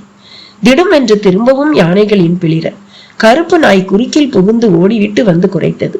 அது ஓடிய ஒரு ஒற்றையடி போன்ற தடத்தில் மேலிமடையாரும் மெல்ல நடக்கலானார். சிறிது தூரம் கூட நடந்திருக்க மாட்டார். ஒரு புதர் அருகே அந்த பெட்டி கண்ணில் பட்டது. மேலிமடையார் தன்னையும் மறந்தவராய், சாமி எங்களை நீ கைவிடல என்றார் உரத்த குரலில். அந்த குரல் கேட்டு வந்தவர்களும் பெட்டியை பார்த்து சிலிர்த்தனர். சிதம்பரம் மாணிக்கம் பதற்றத்தோடு அதை திறந்து பார்த்தார். உள்ளே லிங்கத்தோடு கூடிய 8 கட்டுகள் பத்திரமாகவே இருந்தது. பெட்டியை தூக்கி சென்றவர்கள் வழியில் எதிர்பாராமல் வந்த யானைகளிடம் சிக்கி உயிரையும் விட்டுவிட பெட்டி பாதிப்பின்றி திரும்ப கிடைத்து விட்டது. மேலிமடையாரின் கருத்து மெத்த சரி. கையை தூக்கவும் தான் வழி பிறந்துள்ளது. கெண்டி கெண்டி இறுதியாக வந்து சேர்ந்த உடையாரும் பெட்டியை பார்த்து விதிர்ப்படைந்தார். திரும்பவும் யானைகளின் பிளிரல். நாங்கள் வந்த வேலை முடிந்தது, திரும்பி செல்கிறோம் என்பது போல தொலைவில் தேய்ந்து ஒலித்தது அந்த குரல். இப்ப என்ன சொல்றீங்க செட்டியாரே என்று கேட்ட மேலிமடையாரை கண்ணீர் மல்க கட்டி கொண்டார் சிதம்பரம் மாணிக்கம். உடையாரிடமும் சிலிர்ப்பும் கண்ணீரும். என்று காருக்குள் இருந்தபடியே பண்டார சித்தரையும் நீலகண்ட தீட்சிதரையும் பார்த்த அனைவருக்குமே பிரமிப்பு தட்டி தூக்கி வாரி போட்டது. காரும் வீட்டு முகப்பில் தேங்கி நின்றது. ஒவ்வொருவராக இறங்கினர். தீட்சிதர் நிதானமாக அவர்களை ஏறிட்டார். பண்டாரமோ திண்ணையில் போய் ஒரு காலை தொங்க போட்டபடி அமர்ந்தவராக ஒரு சுருட்டை எடுத்து பற்ற வைத்தார். நீலகண்ட தீட்சிதர் வாயை திறக்கலானார். யார் நீங்கெல்லாம்? என்ன வேணும் உங்களுக்கு? இங்க நீங்க யாருன்னு நாங்க தெரிஞ்சுக்கலாமா என்று ஜெயராமன் கேட்க, இவர்தான் என் மதியூகரணியில் அகப்பட்ட பிராமணர் என்றார் திவ்ய பிரகாஷ். அடுத்த நொடி ஒரு பெரும் சிரிப்பு பண்டார சித்தரிடம். அரவிந்தன் அவரை நெருங்கி நின்று அவரையே பார்க்கலானான். அவன் அவரை கொஞ்சம் கூட அங்கே எதிர்பார்க்கவில்லை. பண்டார சித்தரின் சிரிப்பில் வலுத்த ஒரு கேலி. அரவிந்தன் தான் அதை உடைக்க முற்பட்டான். சாமி, எதுக்கு இந்த சிரிப்பு? ஆமா, நீங்க எப்படி இங்க என்று கேட்டு முடித்தான். நீ என்ன கேக்குறியா? சித்தன் போக்கு சிவன் போக்கு கேள்விப்பட்டதில்லையா நீ? புகையை உமிழ்ந்தபடியே அவர் அலட்சியமாக கேட்டார். ஆமா, நீங்கெல்லாம் எதுக்கு வந்திருக்கீங்க? திரும்ப கேட்டார் நீலகண்ட தீட்சிதர். உங்களை பார்க்கதான். நீங்க தானே பானு கூட குற்றாலம் போனவர். ஆமா, அதுக்கு என்ன இப்போ? உங்களை பாம்பு கடிச்சு உங்களுக்கு எதுவும் ஆகலையா? அது நான் சர்ப்பவசியம் பண்ணும்போது சகஜமா நடக்கும். அதையெல்லாம் பார்த்தா சர்ப்பங்களை பிடிக்க முடியுமா என்ன? இல்ல, உங்களையும் பானுவையும் சர்ப்பம் கடிக்க நீங்க இறந்துட்டதா? அரவிந்தன் முடிக்க முடியாமல் திணறினான். வாஸ்தவம்தான். அது எப்படி உங்களுக்கு தெரியும்? இதோ இந்த சித்த மகான் தான் ஓடி வந்து காப்பாத்தினார் எங்களை. கிட்டத்தட்ட சப்த நாடியில 6 நாடி அடங்கிடுச்சு. எங்க நல்ல நேரம் இந்த மகான் வந்து விஷத்தை முறிச்சு எங்க உசுரை காப்பாத்திட்டார். நீலகண்ட தீட்சிதர் மிக இயல்பாக பேசினார். திவ்ய பிரகாஷ் முகம் அதை கேட்டு நம்ப முடியாத முகபாவங்களுக்கு ஆட்பட்டிருந்தது. அப்படியே மனதை குவித்து அதெல்லாம் உண்மையா என்று உணர முற்பட்ட அவருக்கு மயக்கம்தான் வந்தது. பாரதி சாருவோடு காருக்கு வெளியே நின்று மௌனமாக பார்த்தபடியே இருந்தாள். சாந்த பிரகாஷ் அருகில் வந்தவனாக திவ்ய பிரகாஷின் மயக்கத்தை தெளிவிக்க முயன்றான். தீட்சிதரோ உள்ளே போய் தண்ணீர் கொண்டு வந்தார். அப்போது ஜெயராமனும் அரவிந்தனும் உள்ளே ஒரு பார்வை பார்த்ததில் திவ்ய பிரகாஷ் வர்ணித்த அந்த நாக சிற்பம், அதன் முன் மஞ்சளும் குங்குமமும் சிந்தி கிடந்தன. திவ்ய பிரகாஷ் ஜியும் மெல்ல மயக்கம் கலைந்து எழுந்தார். அவரை கண்ணாயிர பண்டார சித்தர் வெறித்து கொண்டே இருந்தார். அந்த பார்வையில் ஆயிரம் அர்த்தங்கள். அது சாதாரண சராசரி பார்வையும் இல்லை, அது ஒருவித நேத்திர தீட்சை. ஜி என்னாச்சு என்று அரவிந்தன் அவர் தோளை பற்றி கேட்கையில் காது வழியாக ரத்தம் கசிய ஆரம்பித்திருந்தது. புறப்படு, போய் மருத்துவனை பார்த்து உசுர் பொழைக்கிற வழியை பாரு. சித்த ஞானம்ங்கிறது உபதேசத்தாலையும் தவத்தாலையும் தான் வரணும். ஏட்டை திருடி எடுத்தெல்லாம் படிச்சு அதை அடைய முயற்சி செய்யக்கூடாது. புறப்படு புறப்படு. பண்டாரத்தின் பேச்சு திவ்ய பிரகாசுக்கு புரிந்தது. தடுமாறியபடி பண்டாரத்தை நெருங்கியவர், என்ன மன்னிச்சிடுங்க சாமி, தப்பு பண்ணிட்டேன் என்றார் நிதானமான குரலில். ஜெயராமனுக்கும் அரவிந்தனுக்கும் பாரதிக்கும் அவர் எதனால் அப்படி சொல்கிறார் என்றே தெரியவில்லை. சாந்த பிரகாசும் குழம்பினான். பண்டாரமோ அவனை அருகில் அழைத்தார். முகத்தில் புகையை ஊதிவிட்டு சிரித்தார். அவன் கையால் விசிறி விட்டு கொண்டான். பாட்டன் பேரை வச்சிருக்க, ஆனா பாட்டன் மாதிரி நடக்காம போயிட்டியே, நியாயமா? சாந்த பிரகாஷ் புரியாமல் பார்த்தான். பரவாயில்ல, வாச்சவ மகாலட்சுமி, அதான் திருத்தி கூட்டிட்டு வந்திருக்கா. இப்பவும் ஒன்னும் கெட்டு போயிடல. புறப்படு, பாட்டன் சமாதிக்கு போ, மற்றதெல்லாம் தானா நடக்கும். போ போ. சாந்த பிரகாஷ் சற்று தயங்கி நின்றான். திவ்ய பிரகாஷ் அவன் தோளில் கை போட்டவராய், வாசந்தா, மிச்சத்தை நான் சொல்றேன். நாம இப்ப நம்ம ஜமீன் பங்களாவுக்கு போறோம். அங்க நமக்கு ஒரு அதிசயம் காத்திருக்கு என்று அவர்கள் இருவரையும் அழைத்து கொண்டு கார் நோக்கி நடந்தார். ஜெயராமனுக்குள் ஒரே பரபரப்பு. ஊடகமாக அங்கே நடப்பதை அவரால் புரிந்து கொள்ள முடியவில்லை. பானு என்ன ஆனால், லிங்கம் மற்றும் வீடுகள் என்ன ஆயிற்று? போலீஸ் வந்ததா இல்லையா? ஜெயராமனுக்குள் கேள்விகள் குறுகுறுத்த நிலையில் காரை நெருங்கிய திவ்ய பிரகாஷ் ஜி திரும்பி ஜெயராமனிடம் வந்தார். ஜெயராம்ஜி, நான் கிளம்புறேன். தப்பா எதுவும் நடந்துடல. பெரிய தப்பை இந்த சித்தர் தடுத்து நிறுத்திட்டார். இப்போதைக்கு என்னால இவ்வளவுதான் சொல்ல முடியும். நான் வரேன் என்றார். அடுத்த சில நொடிகளில் அவர்கள் கார் மட்டும் புறப்பட்டு சென்றது. அரவிந்தனும் ஜெயராமனும் அநியாயத்துக்கு விழித்தனர். பாரதிக்கும் நடப்பதெல்லாம் குழப்பமாக இருந்தது. அதை தெளிவித்துக் கொள்ள வேண்டி தீட்சிதரை குடைய தொடங்கினான். சாமி, நீங்களும் பானுவும் குற்றாலத்துல ஒரு பெட்டியில இருந்து திருடினீங்களா இல்லையா என்று நேராகவே கேட்டாள். ஆமாம்மா, திருடினோம். தீட்சிதர் துளி கூட தயக்கமின்றி பேசினார். இப்ப எங்க அந்த பெட்டியில இருந்த ஐட்டம் எல்லாம்? அதெல்லாம் ஜமீனுக்கே திரும்பி போயிடுத்துமா. எப்படி போச்சு? யார் வந்து வாங்கிட்டு போனாங்க? அது சரி, இதையெல்லாம் நீ எதுக்குமா கேக்குற? அந்த பெட்டிக்கு நானும் ஒரு விதத்துல சொந்தக்காரி. என் வீட்லயும் அது இருந்தது. ரொம்ப கொடுத்து வச்சவம்மா நீ. அந்த லிங்கத்தை ஒரு தடவை பார்க்கவே நிறைய புண்ணியம் பண்ணி இருக்கணும். எனக்கு அந்த விளக்கம் எல்லாம் தேவையில்லை. இப்ப பானு எங்க? அவ வீட்டுல இருப்பா. உங்களையும் அவளையும் பாம்பு கடிச்சது உண்மையா? ஆமாம்மா, இவர்தான் சஞ்சீவினி மூலிகையால எங்களை காப்பாத்தினார். பெட்டியில டூப்ளிகேட்டை வச்சதெல்லாம் உங்க வேலைதானா? அது பானுவோட வேலைம்மா. அவளோட நீங்களும் கூட்டு சேர்ந்துதானே செயல்பட்டீங்க? ஆமாம்மா, போகரோட லிங்க தரிசனத்துக்காக தப்பு பண்ணிட்டேன். இதெல்லாம் சப்பக்கட்டு. உங்க வயசுக்கும் தகுதிக்கும் நீங்க அப்படி நடக்கலாமா? கூடாதுதாம்மா. நான் பண்ணது தப்புதான். மனசார அதுக்காக நான் மன்னிப்பு கேட்டுக்கிறேன். உங்க மன்னிப்பு யாருக்கு வேணும் சாமி? அந்த லிங்கம் ஏடுகள்லாம் இப்ப எங்க? அதுதான் சொன்னேனேம்மா, அது ஜமீனுக்கே திரும்ப போயிடுத்துன்னு. நல்ல வேலை, அது போன பிறகுதான் போலீஸ் வந்தது. வீட்டை சோதனை பண்ணி பார்த்துட்டு ஏமாற்றத்தோட திரும்பி போயிட்டாங்க. சரி, யார்கிட்ட கொடுத்து விட்டீங்க? எப்படி போச்சு? பாரதி அடுத்தடுத்து கேட்க அமைதியாக சுருட்டி பிடித்தபடி இருந்த கண்ணாயிர பண்டார சித்தர், பாப்பா அவனை விட்டுரு, என்கிட்ட இப்படி கொஞ்சம் வா என்றார். பண்டார சித்தரின் அழைப்பு அவளை அவர் பக்கம் திருப்பியது. அவர் பார்வை ஜெயராமன் மற்றும் அரவிந்தன் மேலும் சென்றது. அது அவர்கள் இருவரையும் என்னவோ செய்தது. என்ன, உண்மை எது பொய் எதுன்னு தெரியணுமா? அவர் நிறுத்தி நிதானமாக கேட்ட கேள்வி ஜெயராமனுக்கும் புரிந்தது. இல்ல சாமி, இப்ப சந்தேகம் எல்லாம் எனக்கு இல்லை என்றார். துளியும் குழப்பமின்றி பேசுவது போல இருந்தது. போகனை பார்க்க ரொம்பவே ஆசைப்பட்ட போல இருக்கே. ஆமா சாமி, இந்த நொடி கூட அந்த ஆசை எனக்கு அடங்கல. அப்படியா? உங்களை பத்தி அரவிந்தன் நிறைய சொல்லியிருக்கார். உங்களை நாங்க இங்க எதிர்பார்க்கவே இல்லை. நீங்க இங்க வந்து இவங்களை காப்பாத்தி அந்த லிங்கம் ஏடுகளையும் சேர்க்க வேண்டிய இடத்துல சேர்த்துட்டதுல சந்தோஷம். நாங்களும் அந்த ஜமீன் தம்பதிகளோட மலைக்கு போறோம். எங்களுக்கும் உத்தரவு கொடுங்க என்று புறப்பட முனைந்தார் ஜெயராமன். கட்டாயம் நீ போகத்தான் வேணும்.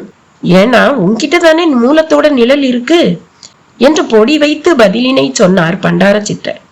அவர் எங்கே வருகிறார் என்று அரவிந்தனுக்கும் புரிந்தது, பாரதிக்கும் புரிந்தது. சகல ஏடுகளையும் போட்டோ ஸ்கேன் எடுத்து தன் லேப்டாப்புக்குள் பாதுகாப்பாய் அடைத்து வைத்திருப்பதும் அப்போது ஞாபகத்துக்கு வந்தது. அப்போது பார்த்து அவன் கைபேசிக்கு அழைப்பு. ஒரு நிமிடம் என்று ஒதுங்கி காதை கொடுத்தான். பாரதியின் அப்பா ராஜா மகேந்திரன் தான் பேசினார். எழுத்தாளரே, நான் MP பேசுறேன். நீங்களா சார்? இப்ப எப்படி இருக்கீங்க? எதுக்கு இந்த கர்டசி எல்லாம்? நான் நல்லா இருக்கேன். எதுக்கு கூப்பிட்டேன்னு சொல்லிடுறேன். உங்ககிட்ட போகரோட ஏடுகள் அவ்வளவும் போட்டோ காஃபியா இருக்கிறது எனக்கு தெரியும். அதுக்கு 100 கோடி தர சிலர் தயாரா இருக்காங்க. என்ன சொல்றீங்க? அரவிந்தன் விக்கிட்டான். அன்று உடையார் முகத்தில் துளித்த பரவச கண்ணீரை துடைத்து விட்டார் மேலிமடையார். அப்படியே, இப்ப நான் சொல்றத நம்புறீங்களா? பாருங்க, அரோகரா சொல்லி ஓடி வரவும் கருப்பனும் வந்தான், வழியையும் காட்டினான், பெட்டியும் திரும்ப கிடைச்சிடுச்சு என்றார். உண்மைதான், எனக்கு இந்த அனுபவங்கள் புதுசு. நான் பட்டணம் தான். எனக்கு என் பட்டணம் சந்தேகப்படத்தான் சொல்லி கொடுத்திருக்கு. நம்பிக்கை வைக்க சொல்லியே தரலையே. இனி நான் எது சொன்னாலும் நம்புவீங்க தானே? மேலிமடையார் கேட்டார். நிச்சயமா. வாதையான சூழல்ல ஒருத்தர் எப்படி நடந்துக்கிறாருங்கிறத வச்சுதான் நான் எப்பவும் முடிவு செய்வேன். கரும்பாயிரம் கால் உடைஞ்சு நடக்க முடியாம போன நிலையிலையும் அவனை நீங்க கைவிடல. வேலைக்காரன்னு கூட பார்க்காம உங்க தோல்ல தூக்கிக்கிட்டீங்க பாருங்க. அங்கதான் நான் உங்களை புரிஞ்சுக்கிட்டேன். எல்லாத்துக்கும் மேலா நம்ம கையில எதுவும் இல்லைன்னு விழுந்து கும்பிட சொன்னதுதான் உச்சகட்டம். உடையாரே, உமக்கு போகர்சாமி தரிசன விதி இருக்கு. அதுதான் அப்பப்ப மனம் சொலங்கினாலும் எப்படியோ எங்க கூட நடந்து வந்துட்டீங்க என்று சிதம்பர மாணிக்கம் தட்டி கொடுக்கலானார். ஓதுவாரோ பெட்டிக்குள் இருக்கும் ஏட்டு கட்டுகளை சரியாக இருக்கிறதா என்பது போல ஒரு பார்வை பார்க்கலானார். சொர்ணஜால மகாத்மியத்தில் ஓர் ஏடு எடுக்கப்பட்டிருப்பது தெரிய வந்தது. அது ஓதுவார் முகத்தில் அதிர்வாக எதிரொலித்தது. என்னவே ஐயா, ஒரு ஏட்ட காணோம். அப்படியா? எதை வச்சு சொல்றீரு? பாருங்க, ஏட்டோட எழுதப்பட்ட பாகத்தை காணோம். துவாரமுள்ள பக்கம் ஒரு அங்குல அளவு வெறும் ஏடாக கிழிந்து காட்சி தந்தது. அதை பார்த்த சிதம்பர மாணிக்கம், அட பாவி, குறிப்பிட்ட ஏட்டை மட்டும் உருவி எடுக்க பார்த்திருக்காங்க, அது கிழிஞ்சு கைக்கு அகப்பட்டிருக்கு என்று பதைத்தார் சிதம்பர மாணிக்கம். இந்த ஏட்டுக்கட்டோட சிறப்பு என்ன? இதுதான் தங்கம் செய்யற முறைய சொல்லி கொடுக்கிற ஏடு. அடடே, ரசவாத ரகசியமா? ஆமா, அதுல எந்த மூலிகைய எப்படி சேர்க்கணுங்கிற கணக்க சொல்ற ஏடு அது. இத சரியா ஒருத்தன் எடுத்திருக்கான்னா அவன் நிச்சயம் சித்த வைத்தியனாதான் இருக்கணும். ஏடு படிக்க தெரிஞ்சவனாகவும் இருக்கணும். இப்ப என்ன பண்ண? மத்த ஏடுங்க பத்திரமா இருக்கா? இருக்குதையா, அதுகளை பிரிக்கல. வச்சது வச்ச மாதிரி அப்படியே இருக்கு. அப்ப இதை மட்டும் எடுத்து பிரிச்சு படிச்சிருக்காங்களா? ஆமா ஐயா, ரசவாத ரகசியத்தை தெரிஞ்சுக்கத்தான் திருடி இருக்காங்க. ஒருவேளை செத்து கிடக்கிறவங்க ஜாப்பில் இருக்குமோ?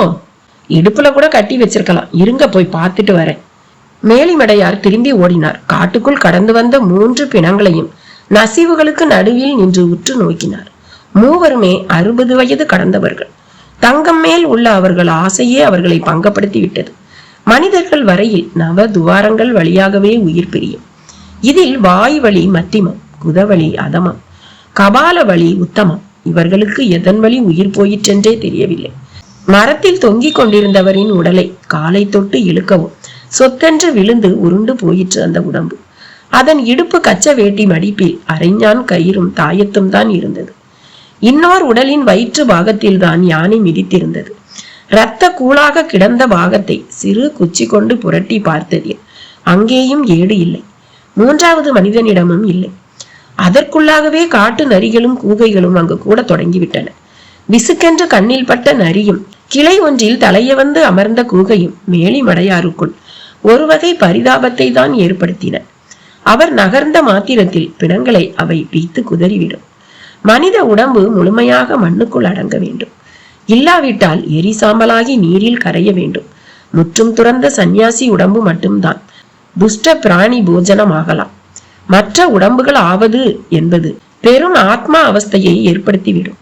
ஒரு வினாடி நின்று யோசித்தவர் பலத்த குரலில் சிதம்பர மாணிக்கத்தையும் ஓதுவாரையும் அழைக்கலானார். அவர்கள் வரும்போது அவர்களோடு உடையாரும் வந்தார். வந்தவர்கள் தூரத்திலேயே நின்றனர். என்னாச்சு வைத்தியரே, இருந்துச்சா? இல்ல செட்டியாரே, இங்கே இந்த பிரேதங்களை இப்படியே விட்டுட்டு போறதும் சரியா படல. என்ன சொல்லுதீங்க? குழிய தோண்டி புதைச்சிட்டு போவோங்கிறேன். ஐய, அந்த காரியம் இப்ப நமக்கு எதுக்கு? தப்பு. நாம இப்படியே விட்டுட்டு போனா நரியும் கழுகும் தான் திங்கும். பாருங்களேன், அங்க ஒரு நரி தயாரா இருக்கிறத. மேலிமடையார் கை காட்டும் போது இன்னொரு நரியோடு சில காட்டு நாய்களும் வந்து விட்டிருந்தன. தின்னா தின்னுட்டு போகட்டும், திருட்டு பசங்க தானே என்று கேள்வி எழுப்பினார் சிதம்பர மாணிக்கம். தப்பு செட்டியார, தப்பு மட்டும் இல்ல, பெரிய பாவமும் கூட. என்னடா இப்படி சொல்றேன்னு நினைக்காதீங்க. திருமூல தேவர் வாக்க நினைச்சு பாருங்க.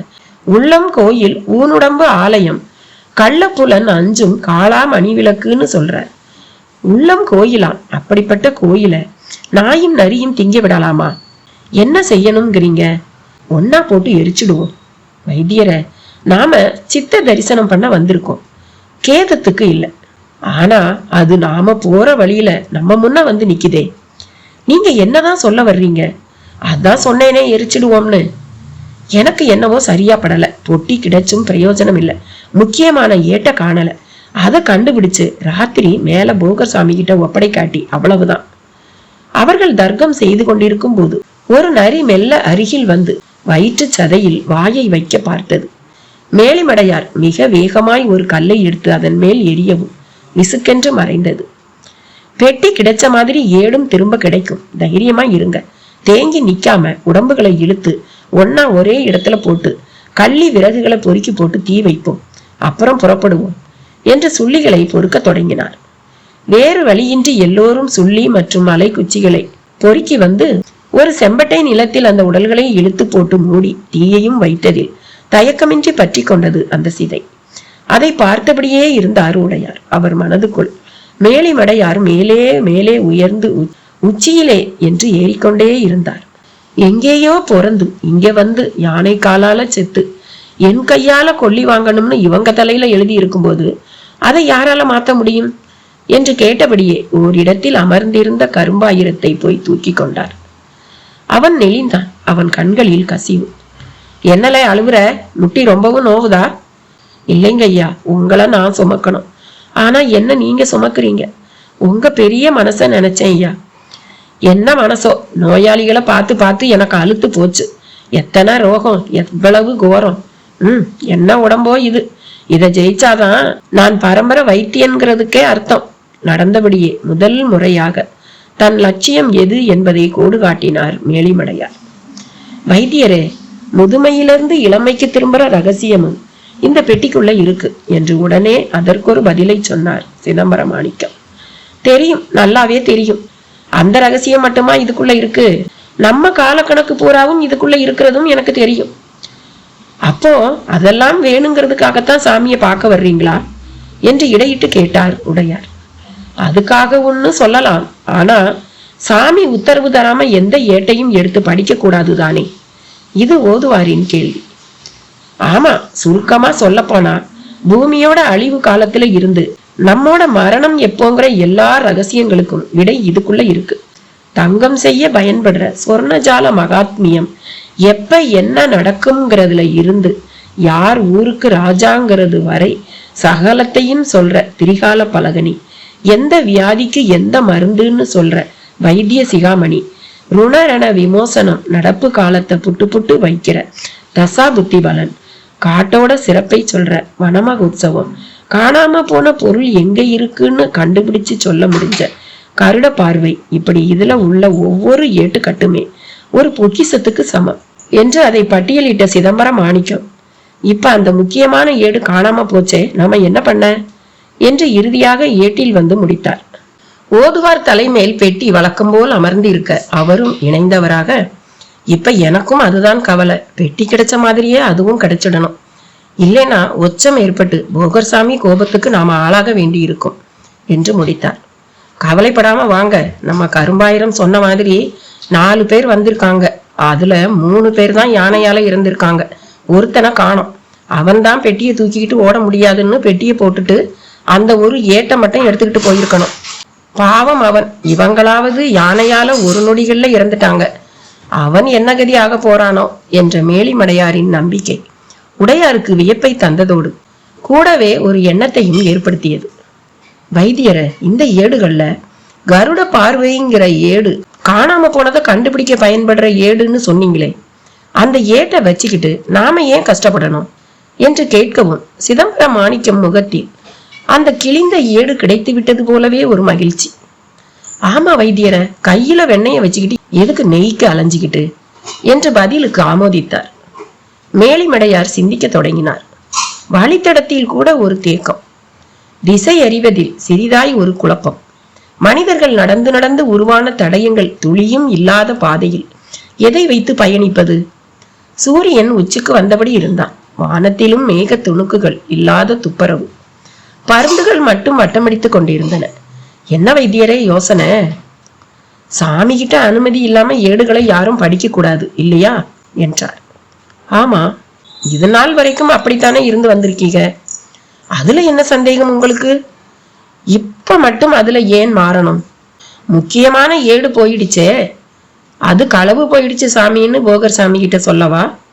அவர் அனுமதி இல்லாம திறந்து பாக்குறதுக்கு இது எவ்வளவோ மேல் இல்லையா?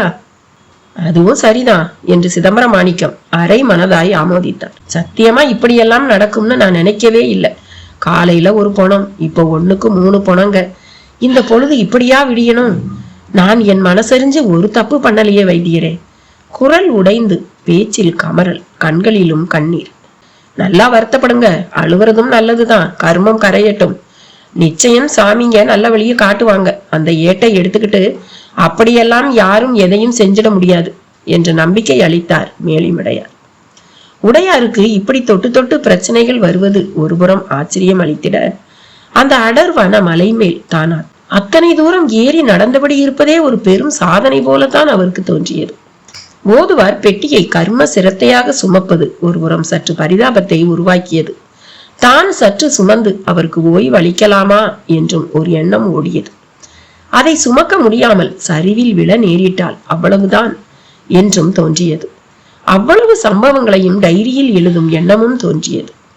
எப்படியோ அந்த பழக்கம் மட்டும் கல்லூரி நாளில் இருந்தே தொற்றிக்கொண்டு விட்டது.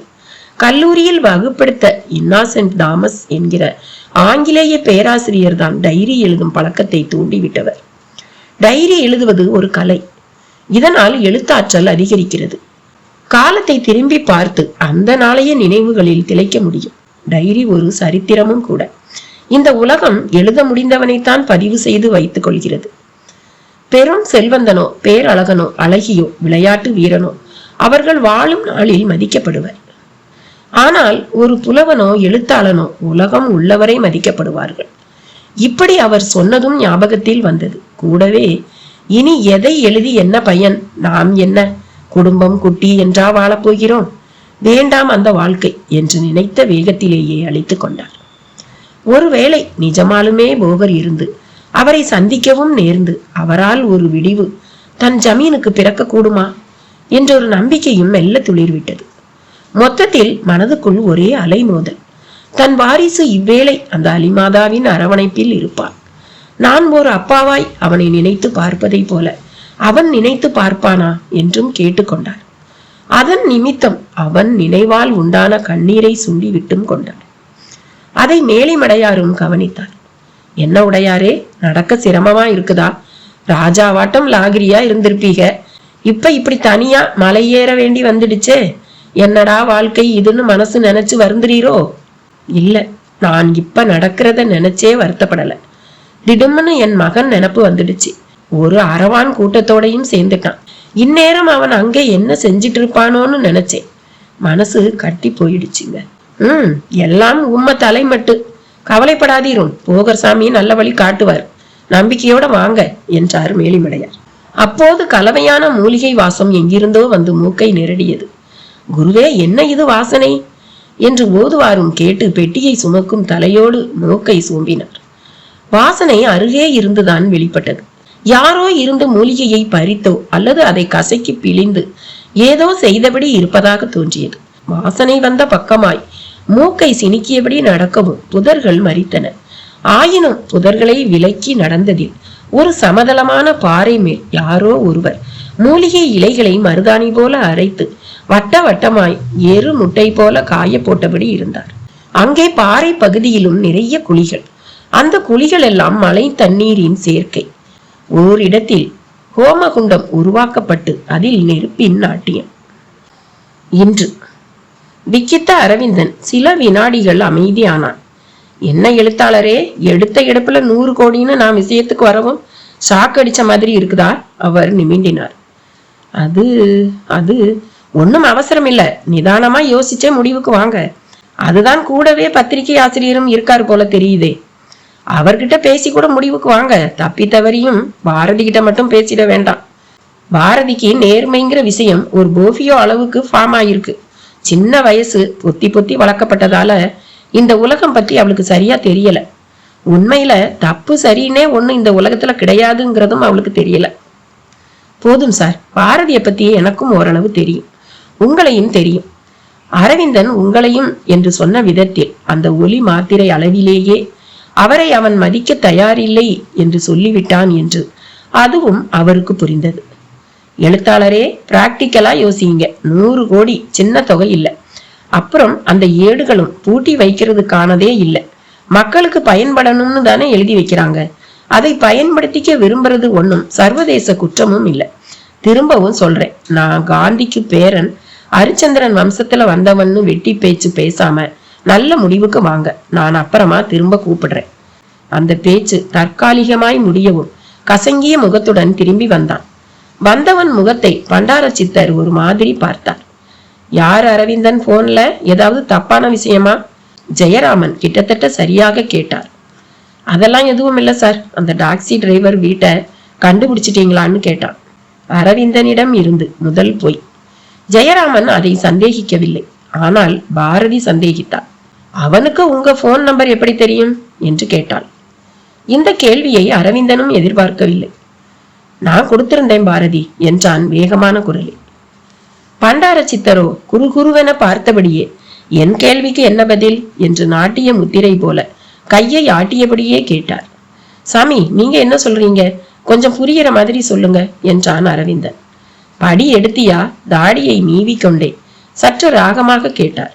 படி எடுத்தியாவா? அப்படின்னா ஏடுகளை அப்படியே இன்னொரு ஏட்டுல எழுதி எடுத்துக்கிறது. தப்பு தப்பு. உங்ககிட்ட படம் எடுத்தியான்னு கேட்கணும்.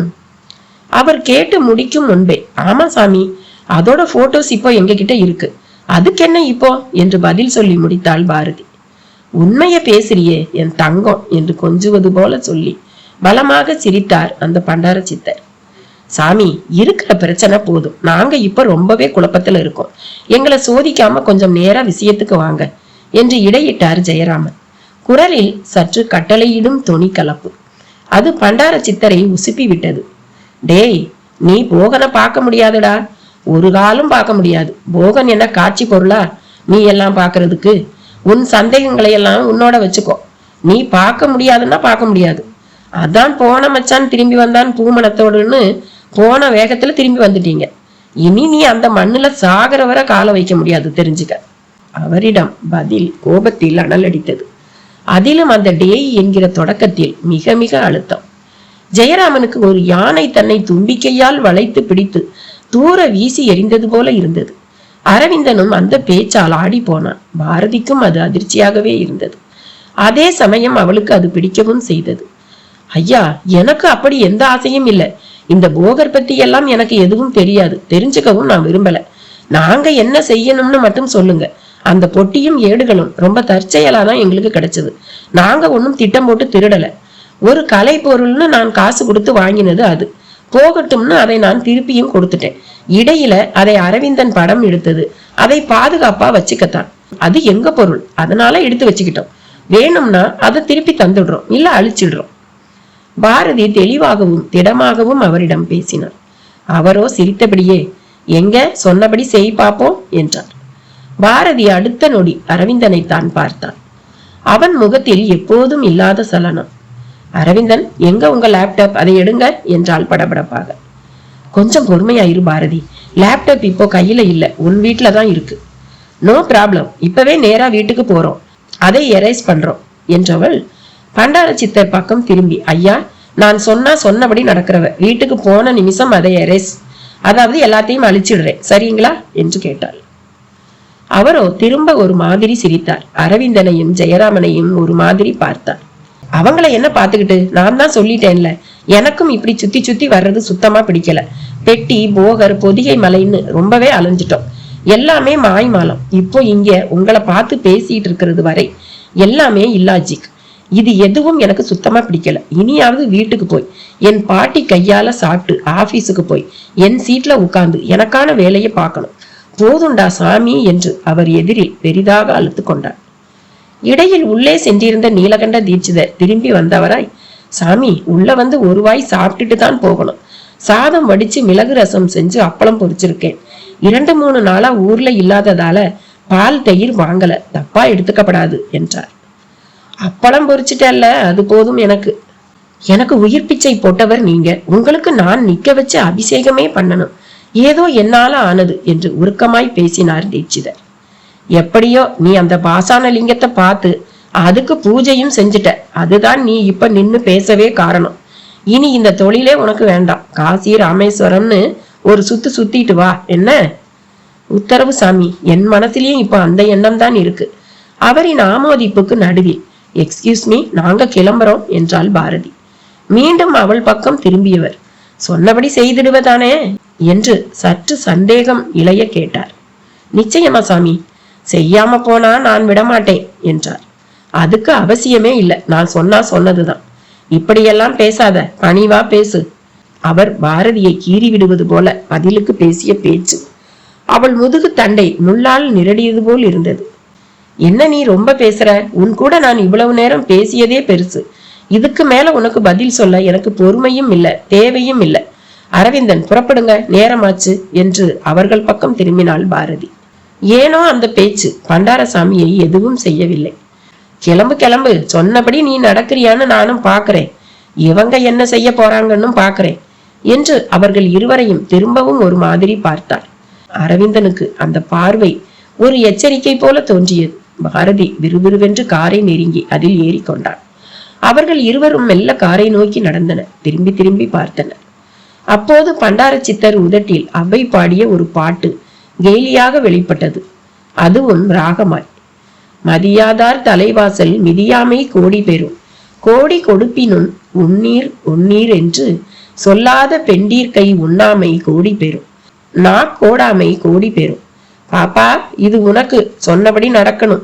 நடந்தாதான் மதிப்பு, அதுவும் எவ்வளவு கோடியில. உண்மையான கோடி அதுதான், அச்சடிச்ச பணக்கோடி எல்லாம் சும்மா. இரு பொருள்பட அவர் பேசுவது பாரதிக்கு புரியவில்லை. ஜெயராமனுக்கு புரிந்தது. அரவிந்தனுக்கு நன்றாகவே புரிந்தது. காரை ஸ்டார்ட் செய்தான். கமறிக்கொண்டு சீறியது. பயங்கர குலுக்கல். அதுவே அரவிந்தன் தனக்குள் ஒரு தெளிவில் இல்லாததை சொல்லியது. அரவிந்தன், நான் ஓட்டவா என்று அடுத்த நொடியே கேட்டாள் பாரதி. அவனும் மறுக்காமல் காரை நிறுத்தி இறங்கினான். அதற்குள் சிறிது தூரம் அந்த கார் வந்து விட்டிருந்தது. நின்ற இடத்திலும் யாரும் இல்லை. திரும்பி பார்த்தபோது தீட்சிதர் பண்டார தீட்சிதரை அழைத்து கொண்டு வீட்டுக்குள் நுழைந்து விட்டது தெரிந்தது. சப்பா, என்ன இந்த பண்டாரத்தோட பெரிய ரப்சரா போச்சு. வாடா போடான்னு எல்லாம் பேசுறான். எனக்கு வந்த ஆத்திரத்துக்கு அரைஞ்சிருப்பேன் என்று காரில் இருந்து ஜெயராமனும் இறங்கி கொண்டார். சார், எல்லாத்தையும் வீட்டுல போய் பேசிக்கலாம். முதல்ல லேப்டாப்ல அதை அழிச்சிட்டு தான் மறுவேளை. கமான், ஏறுங்க என்றார். ஏறி? இது என்ன கேள்வி? எங்க வீட்டுக்கு போறோம், போய் லேப்டாப்பை எடுத்து அழிக்கணுமாக்கும். ஒரு பண்டார பரதேசி எதையோ உளறுவான், உடனே அதை செய்யணுமா? ஜெயராமன் கேட்ட விதத்தில் பலமான ஒரு ஏளனம். பாரதி வெறித்தாள். Correct sir. பாரதி ஸ்டார்டிங்ல இருந்தே ஒரு இடதுசாரி. அவளுக்கு இந்த ஏடுகளோட மதிப்பு தெரியல. ஆனா நாம அதை விட்டுறக்கூடாது என்ற அரவிந்தன் பேச்சிலும் ஒரு தனி காட்டம். பாரதிக்கு இருவருமே அதிர்ச்சி அளித்தனர். அரவிந்தன், நான் அழிக்கிறேன்னு சொல்லிட்டேன், சொன்ன மாதிரி நடந்துக்கணும் என்றால் மிக காட்டமா. நோ ப்ராப்ளம், அதை நான் உனக்கு பார்வர்ட் பண்றேன், நீ உன் லேப்ல அதை எரேஸ் பண்ணிடு. அரவிந்தனும் சற்று ஏளனமாகவே சொன்னான். பாரதிக்கு புரிந்துவிட்டது. அன்று பொதிகை மலையின் நீண்டு நெளிந்த போக்கில் தாங்கள் எங்கே இருக்கிறோம் என்பதே தெரிந்திடாத நிலையில் ஒரு குறிப்பிட்ட இடத்தில் மலை பாறைகளும் அதில் மாவாட்டும் கல்லுரல் போல குழிகளும் அந்த குழிகளின் அளவுக்கேற்ப ஆட்டுக்கற்களும் இருந்திட ஒரு புறம் ஹோமகுண்டம் போல் நெருப்பும் எரிந்தபடி இருக்க அவற்றுக்கு நடுவில் தென்பட்ட மனிதர் பெட்டியோடு வந்து சேர்ந்த சிதம்பர மாணிக்கம், அந்த செட்டியார் கூடவே வந்திருந்த உடையார், மேலிமடையார், ஓதுவார், பணியாளர், கரும்பாயிரம் ஆகியோரை பார்த்து அதிர்வை முகத்தில் காட்டினார். மேலிமடையாருக்கு அந்த சூழல் புதிதல்ல என்பது அவர் பதிலுக்கு அந்த மனிதரை பார்த்த விதத்தில் தெரிந்தது. ஆறுவே நீங்கடவெல்லாம் எப்படி இப்பக்கம் வந்தீங்க என்று அந்த மனிதர் கேட்ட விதமும் சரியில்லை. நீ ஆறுவே இங்க என்ன பண்ணுற? இது கோரக்கர் குண்டா இல்ல? மேலிமடையார் திருப்பி கேட்டார். ஓ, உமக்கு இந்த பாகம் பத்தி தெரியுமோ? இது என் மலைக்காடு. எனக்கு இப்ப வயசு எம்பிட்டு இருக்கும்னு நினைக்கிற? அது தெரிஞ்சு எனக்கு என்ன ஆகணும்? 80 வயசு ஆகுது. ஆனா 50 தான் மதிக்கான், சரியா? அதுக்கு என்ன இப்போ? இந்த 80 வயசுல 1000 வட்டமாவது மூலிகை பறிக்க நான் இந்த மலைக்காட்டுக்கு வந்தவன். ஒன்ன பார்த்தாதான் புதுசா தெரியுது. மேலிமடையாறு எங்கு வருகிறார் என்பது அவருக்கும் தெரிந்தது. கச்ச வேட்டி கட்டி அதையும் மல்யுத்தக்காரர்கள் போல் தொடை தெரியும் வண்ணம் இறுக்கமாய் கட்டியிருந்த நிலையில் அடர்வான தாடி முடியுடனும் பின் குடுமியுடனும் காட்சி தந்த அந்த மனிதர் பதிலுக்கு சற்று உற்று பார்த்தார். என்னவே அப்படி பாக்குறீரு? வெட்டி சுமையோட வந்திருக்கிறத பார்த்தா, அதுவும் இன்னைக்கு பௌர்ணமி, இந்த நாளா வந்திருக்கிறத பார்த்தா போகரை பார்க்க வந்த மாதிரி இல்ல தெரியுது. தெளிவா சொல்லிட்டீரு. ஆமா, இப்ப இங்க என்ன நடக்குது? அது என்னவோ நடந்துட்டு போகட்டும், நீர் வந்த சோழிய பாரு. அந்த மனிதர் அலட்சியமான பதிலோடு ஒரு கல் குழி நீரை அகப்பை ஒன்றால் கலக்கி விட்டார். அந்த நீர் பச்சை நிறத்தில் சற்றே எண்ணெய் போல் இருந்தது. உச்சி சூரியனின் கிரணங்கள் பட்டபடி இருந்தன. அருகில் காய்ந்தபடி இருந்த எருமுட்டை போன்ற மூலிகை அடைகளையும் தோசைக்கல்லில் தோசையை திருப்புவது போல திருப்பி போட்டார். கரும்பாயிரம் அங்கேயும் ஒரு மரத்தடியில் சரிந்து விட்டான். அந்த மனிதர் பார்வை கரும்பாயிரம் பக்கம் சென்றது. அவனை நெருங்கி உற்று பார்த்தார். கால் கட்டு முறிவை சொல்லாமல் சொன்னது. முறியோ? ஆமாங்க. மரத்து மேல இருந்து விழுந்தியோ? ஆ, நேரம் சரியில்லை. நீ மிதுனக்காரனோ? அப்படின்னா மிதுன ராசிக்காரனோன்னு கேட்டேன். தெரியாதுங்க, பிறந்த நேரமே எனக்கு தெரியாது. அவர் கேட்க கரும்பாயிரம் பதில் கூற அருகில் வந்தார் மேலிமடையார். மடையாரிடம் இப்போது வேறு மாதிரி எண்ணங்கள். இந்த மனிதர் ஒரு சித்த புருஷர், தங்களுக்கு நடப்பது ஒரு சோதனை என்பது போல அவருக்குள் ஒரு எண்ணம். அதற்குள் அவர் கரும்பாயிரத்தின் கட்டை விரல் ரேகையை கையை பிடித்து இழுத்து உற்று பார்த்தவராய் இருவால் சுழி என்று சிரித்தார். அப்படியே மணிக்கட்டில் கண்மூடி நாடி பார்த்தார். பின் சிந்தித்தார். அப்படியே நீ யோகக்காரன்ல, ஒரு ஊருக்கே சோறு போட்ட புண்ணியம்தான். இப்ப நீ என்னை இங்க பாக்குற என்றார். என்னென்னமோ சொல்றீங்களே சாமி. நான் அப்படித்தான் உளறுவேன், கண்டுக்காத. உன் பேர்ல ஒரு கணக்கு இருக்கணுமே. கணக்கா? ஆமா, ஆறுமுகம், ஏழுமலை, நவநந்தன்கிற மாதிரி எண்ணிக்கைய பேரா கொண்டிருக்கணும் நீ, சரியோ? அவர் கேட்ட விதம் மேலிமடையாரை மட்டுமல்ல, பெட்டியை இறக்கி வைத்த நிலையில் அதன் அருகில் அமர்ந்திருந்த ஓதுவார் முதல் உடையார் சிதம்பர மாணிக்கம் வரை சகலரையும் வியக்க வைத்தது. சாமி, என் பேர் கரும்பாயிரம். எண்ணிக்கை பேருன்னு ருசுவா சொல்லிட்டீங்களே, எப்படி சாமி? எதுக்கு இருக்கு உன் கைரேக? அத்தை கேட்டா அது சொல்லிட்டு போகுது. எம்மாடி, கைரேகையில பேரெல்லாம் தெரியுமா? உன் மூச்சு நிக்கிற நேரமே தெரியும் போது பேர் தான் தெரியாதாக்கும். அந்த மனிதர் பேச்சுக்கு பேச்சு, செயலுக்கு செயல் என்று கற்குழி நீரை கிளறி விட்டும் மூலிகை அடைகளை திருப்பி திருப்பி போட்டும் எரியும் குண்ட நெருப்பில் அவ்வப்போது சில இலை தலைகள் சருகுகளை பொசுக்கி போட்டபடியுமே இருந்தார். மேலிமடையாரிடம் பெரும் மாற்றம். பெரும் பணிவுக்கு மாறியவர், சாமி யாருன்னு நான் தெரிஞ்சுக்கலாமா என்று கேட்டார். தெரிஞ்சு என்ன செய்ய போற? படு வேகமாக அவர் திருப்பி கேட்டார். என்ன செஞ்சுக்கிட்டு இருக்கீங்கன்னாவது தெரிஞ்சுக்கலாமா? இதுவா, எவ்வன சூரிங்கிற மருந்துக்காக முட்டி மோதிக்கிட்டு இருக்கேன். எவ்வன சூரியா? ஆமலை, சாப்பிட்டா வயசு நின்னு போகும். சாவு கூட நாம கூப்பிட்டாதான் வரும், இல்லாட்டி வராது. சாமி, அப்ப நீங்க என்ன? நீங்க நான் யாருன்னு தெரியணுமாக்கும். ஆமா சாமி, சோதிக்காதீங்க, எங்களுக்கு ஒத்தாசை பண்ணுங்க. போகட்டும், பெட்டியில எல்லாம் பத்திரமா இருக்குதா? அவர் சட்டென்று பெட்டிக்கு மாறவும் ஒரு தடுமாற்றம். செட்டியார் வேகமாய் முன் வந்தார். ஆம், எல்லாம் இருக்குது சாமி. சந்தோஷம். முறையா தினசரி பூசைங்க நடந்துச்சா? நடந்துச்சு சாமி. ஒரு நாள் கூட தப்பல. போகர் மரம் நட சொல்லி இருப்பாரே? ஆமா சாமி, எங்க தோட்டத்துல 10, இந்த காட்டுல மிச்சத்தையும் நட்டதுல எல்லாமே நல்லா வளர்ந்து நிக்குதுங்க. ஏதாவது ஒச்சமாச்சா? ஒன்னே ஒண்ணு, நவாப்பழ மரம். அதுதான் எலும்பாம முடங்கி போச்சு. அப்படின்னா உம்ம கூட பிறந்த ஒரு பொறப்பு கல்யாணமே ஆகாம சன்னியாசி கணக்கா இருக்குதாக்கும். பக்கத்துல இருந்து பார்த்த மாதிரி சரியா சொல்லிட்டீங்களே சாமி. எல்லாம் ஒரு கூட்டல் கழித்தல் கணக்கு தான். ஆச்சரியமா இருக்கு சாமி. உங்களுக்கு ஜோசியம் தெரியுமோ? ஓரளவு தெரியும்னு வையேன். சாமி பேரு? சொல்றேன். ஆமா, வழியில நிறைய சிக்கலோ? ஆமா சாமி, பாடா பட்டுதான் வர்றோம். போகட்டும், இந்த பொட்டியில லிங்கம் பத்திரமா இருக்குதா? இருக்கு சாமி. இத கங்கையில உன் கையில பிடிச்சுக்கிட்டே வச்சுக்கிட்டு குளிச்சியோ? குளிச்ச சாமி. நான் மட்டும் இல்ல, இதோ இந்த வைத்தியரும் குளிச்சாரு. இவருக்கு சாமி உத்தரவு கொடுத்தாரா? கொடுத்தாரு சாமி. 12 வருஷம் 4272 நாட்கள் விடாத பூசை நடந்துச்சு தானே? நடந்துச்சு சாமி. ஏடுங்க பயன்பட்டுச்சா? பட்டுச்சு சாமி. எப்படின்னு சொல்லு. ஒரு தடவை ஊர் உலகத்துக்கே தொத்து வந்தப்ப 3 உப்பு, 3 மிளகு, 3 சிட்டிகை கடுக்காய் பொடிய தினமும் வரும் வயத்துல காலை எந்திரிக்கவும் சாப்பிட சொன்னார் சாமி. கனவுல வந்து சொன்னாரா? ஆமா சாமி. ஏடு எடுத்து 7ஆம் பக்கம் பார்த்து அதுல இருந்த பாட்டை படிச்சு நடக்க சொன்னாரு. அதுலதான் 3 மிளகு, 3 உப்பு, கடுக்காய் தூள் பத்தின குறிப்பு இருந்துச்சு சாமி. ஆட்டுக்கும் மாட்டுக்கும் நோவு வந்தப்ப கூட செய்தி வந்திருக்குமே? வந்துச்சுங்க சாமி. 1000கணக்குல வைசூரியிலையும் கோமாரியிலையும் செத்து விழுந்த ஆடு மாடுங்களுக்கும் சாமி வந்து மருந்து சொன்னாரு. மழை தப்பி போனப்ப திருவாரூரை சுத்தி 7 தலங்களை வான வேடிக்கை நடத்தி சாமிய வீதி சுத்தி வர சொன்னாரு. அதனால புயலே வந்து நாடு முழுக்க நல்ல மழை பெஞ்சு விவசாயம் செழிச்சிச்சு சாமி. அவர் கேட்க சிதம்பர மாணிக்கம் சொல்லிக்கொண்டே வர அப்போதுதான் உடையாருக்கும் பெட்டிக்கு பின்னால் அத்தனை காரியங்கள் நடந்ததும் தெரிய வந்தது. சாமியும் ஏடுகளும் வழிபாட்டிற்காக மட்டுமல்ல, வழிபாட்டிற்காகவும் என்று தெரிந்தது. சாமி, உச்சமா ஒரு காரியம் செஞ்சேன். அதுவும் சாமி உத்தரவு படித்தான்.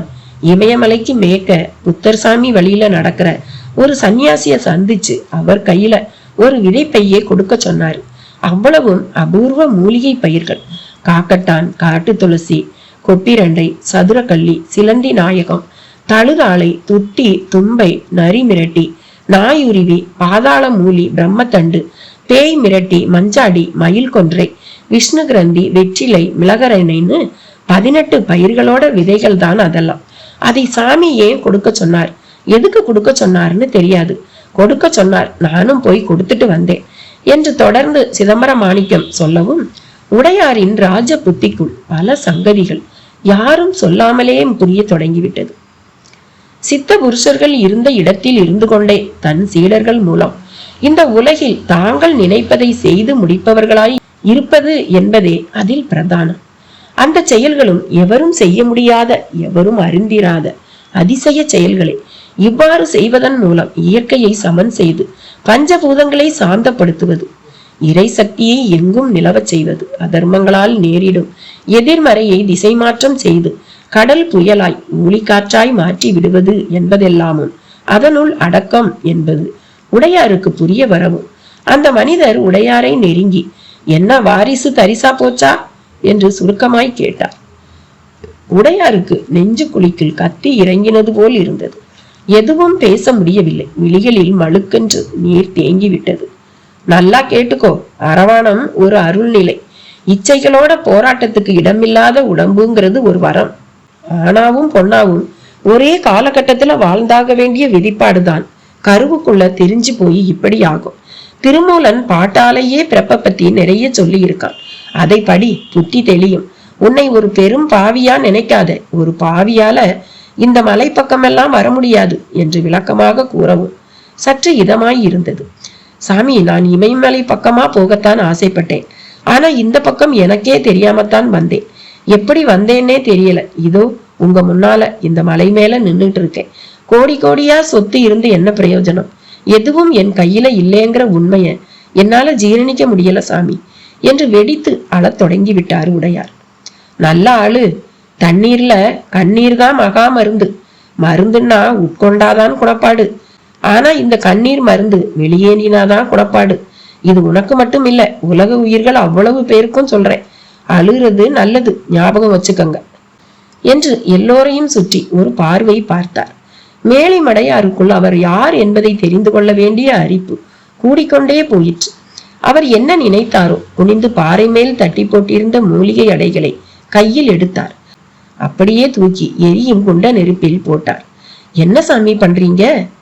அதான் சொன்னேனே, எவ்வன சூரியை செய்துகிட்டு இருக்கேன். வெயில்ல காஞ்சத நெருப்புல போட்டுட்டீங்களே, இதுக்கு காய வச்சிருக்க வேண்டாமே? காஞ்சா ஈரம் ஆவியாகும், குணம் மாறும். அப்படி குணம் மாறியத நெருப்புல போடும்போது சாம்பல் ஆகும். அந்த சாம்பலுக்குள்ளதான் நம்ம இளமையோட ரகசியமும் ஒளிஞ்சிருக்கு.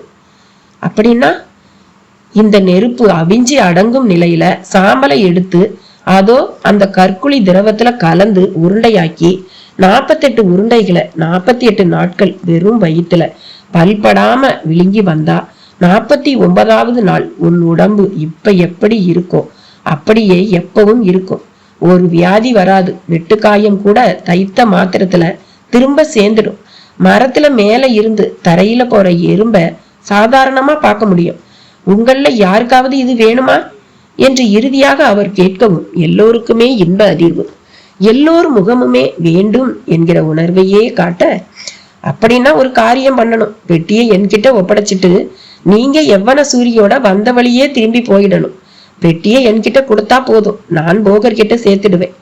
ஏன்னா நான் தான் அவரோட முதல் சீடன். என் பேரு புலிப்பாணி. அவர் சொல்லி முடிக்க மேலி மடையார், சாமி நீங்களா என்றார் மிகவே பலமான குரலில். இன்று பாரதியால் அரவிந்தனின் ஏளன பேச்சை ஜீரணிக்க முடியவில்லை. அது அவள் வரையில் பெரும் கோபமாக மாறியது. அரவிந்தன், இந்த கிண்டல் எல்லாம் என்கிட்ட வேண்டாம். அதையெல்லாம் எரேஸ் பண்றேன்னு நான் சொல்லிட்டேன். சொன்னா சொன்னபடி நடக்கணும் என்றால் அழுத்தமான உச்சரிப்பு.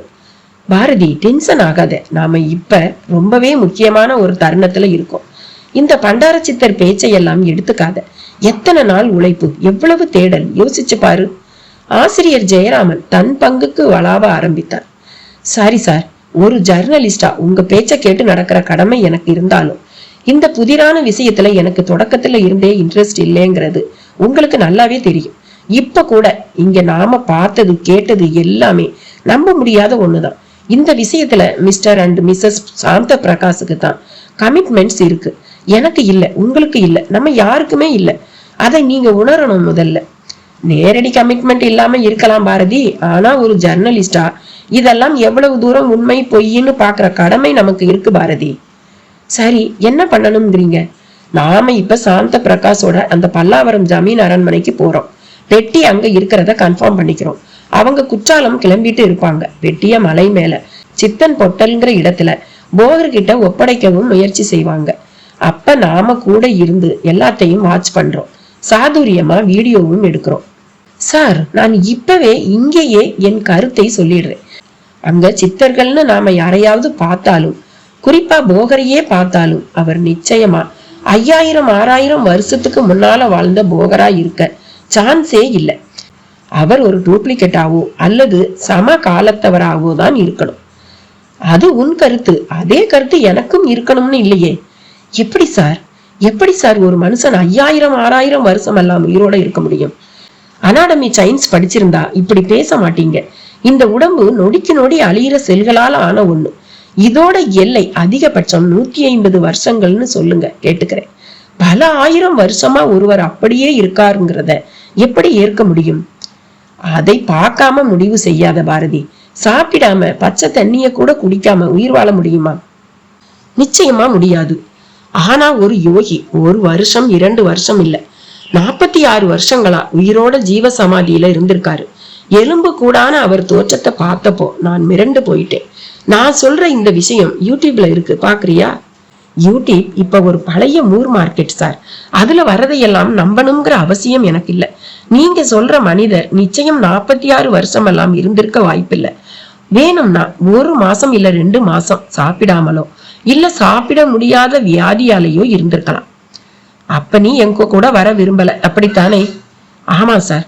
சரி, நீ வீட்டுக்கு போ. நாங்க இந்த பயணத்தை பாதியில நிறுத்துறதா இல்ல. அரவிந்தன், ஒரு டாக்ஸி புக் பண்ணுங்க. Come on week.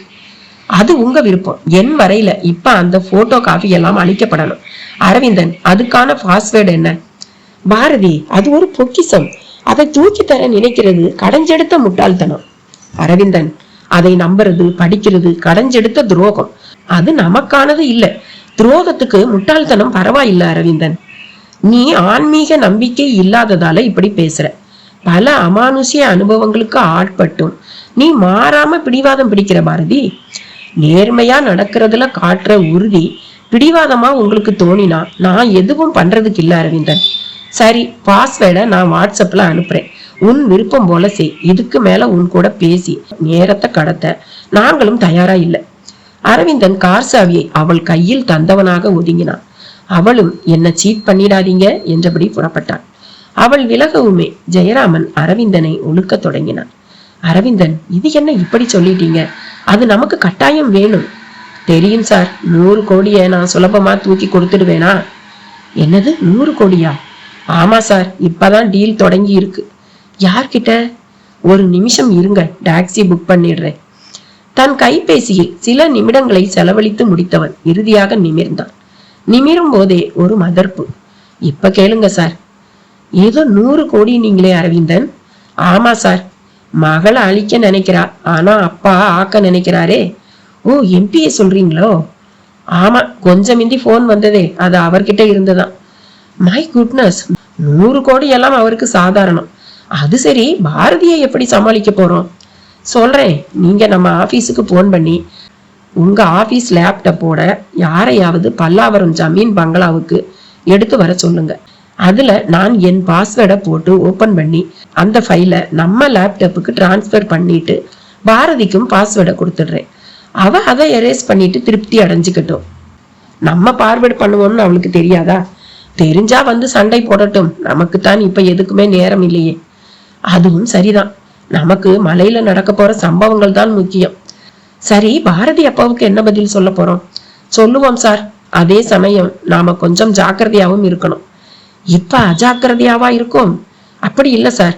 பாரதி இந்த சித்தர் விஷயத்துல நம்பிக்கை இல்லாதவளா இருந்தாலும் வாக்கு கொடுத்தா கொடுத்தபடி நடக்கணுங்கிற நேர்மையோட இருக்கா.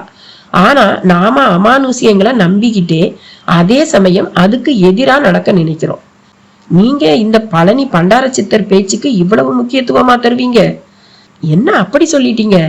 திவ்ய பிரகாஷ் சொன்னபடி அந்த தீட்சிதரும் வானுவும் பாம்பு கடிச்சு உயிருக்கு போராடி இருக்காங்க. சரியான சமயத்துக்கு இவர் வந்து காப்பாத்தி இருக்காரு. லிங்கம் ஏடுன்னு அவ்வளவும் திரும்ப ஜமீன் பங்களாவுக்கே போயிருக்கு. இது சாதாரண விஷயமா? பயமுறுத்துறீங்களே அரவிந்தன். உள்ளதைத்தான் சொல்றேன். சொல்ல போனா நாம இப்ப பெரிய ரிஸ்க் எடுத்திருக்கோம். ஒரு பக்கம் உண்மையாங்கிற ஆராய்ச்சி, மறுபக்கம் 100 கோடிக்கான டீலிங். அரவிந்தன் சொல்லி முடிக்கும் முன் ஓலா தேடி வந்தது. அதை கை காட்டி திரும்பி வர செய்து அதில் ஏறி அமர்ந்தான். இருவரும் பின்சீட்டில் அமர்ந்தனர். காரும் கிளம்பியது. டிரைவரிடம் ஜமீன் பங்களா பற்றி சொன்ன நொடி, தெரியும் சார் என்றான் டிரைவர். ஜெயராமன் முகத்தில் பலத்த யோசனை. ஆபீஸுக்கு போன் பண்ணி லேப்டாப்போடு வர சொல்லுங்க. சொல்றேன். எல்லாத்தையும் ஒரு பென் டிரைவ்ல காபி பண்ணி வச்சுக்கிறது தான் பாதுகாப்பு இல்லையா? நிச்சயமா. இப்ப அதுதான் நம்ம முதல் வேலை. ஜெயராமன் அலுவலகத்துக்கு போன் செய்ய தயாரானார். அரவிந்தனும் சாந்த பிரகாசுக்கு போன் செய்தான். சுவிட்ச் ஆஃப் என்று வந்தது. திவ்ய பிரகாசுக்கு போன் செய்தான். அதே பதில்தான்.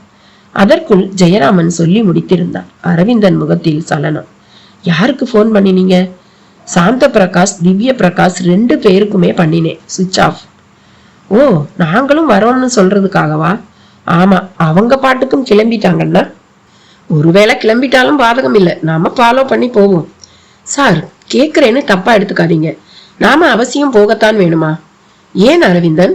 போகர் வருவாருங்கிற விஷயத்துல உங்களுக்கும் இப்ப சந்தேகம் வந்துடுச்சா? இல்ல சார், நாம இங்கேயே இப்படி இருந்துடுறதுதான் சரின்னு தோணுது. அப்புறம் அந்த ஏடுகள், அதுல அப்படி என்னதான் எழுதி இருக்குன்னு பாக்குற ஆர்வம் தான் இப்ப எனக்குள்ள பிரதானமா இருக்கு சார். போகும்போது அதை பார்த்து படிச்சுக்கிட்டே போவோமே. ரிஸ்க் சார், உங்களுக்கு பயமா இல்லையா? அரவிந்தன் அழுத்தமாக கேட்டான். அப்போது டிராபிக்கில் அந்த காரும் தேங்கி நின்றது. முன்னால் சிரித்தபடியே கிராஸ் செய்து கொண்டிருந்தார் பழனி பண்டார சித்தர். அரவிந்தனுக்கு உதறல் எடுக்க தொடங்கியது. இந்த கதையோட தொடர்ச்சி அடுத்த பதிவுல. பாய்.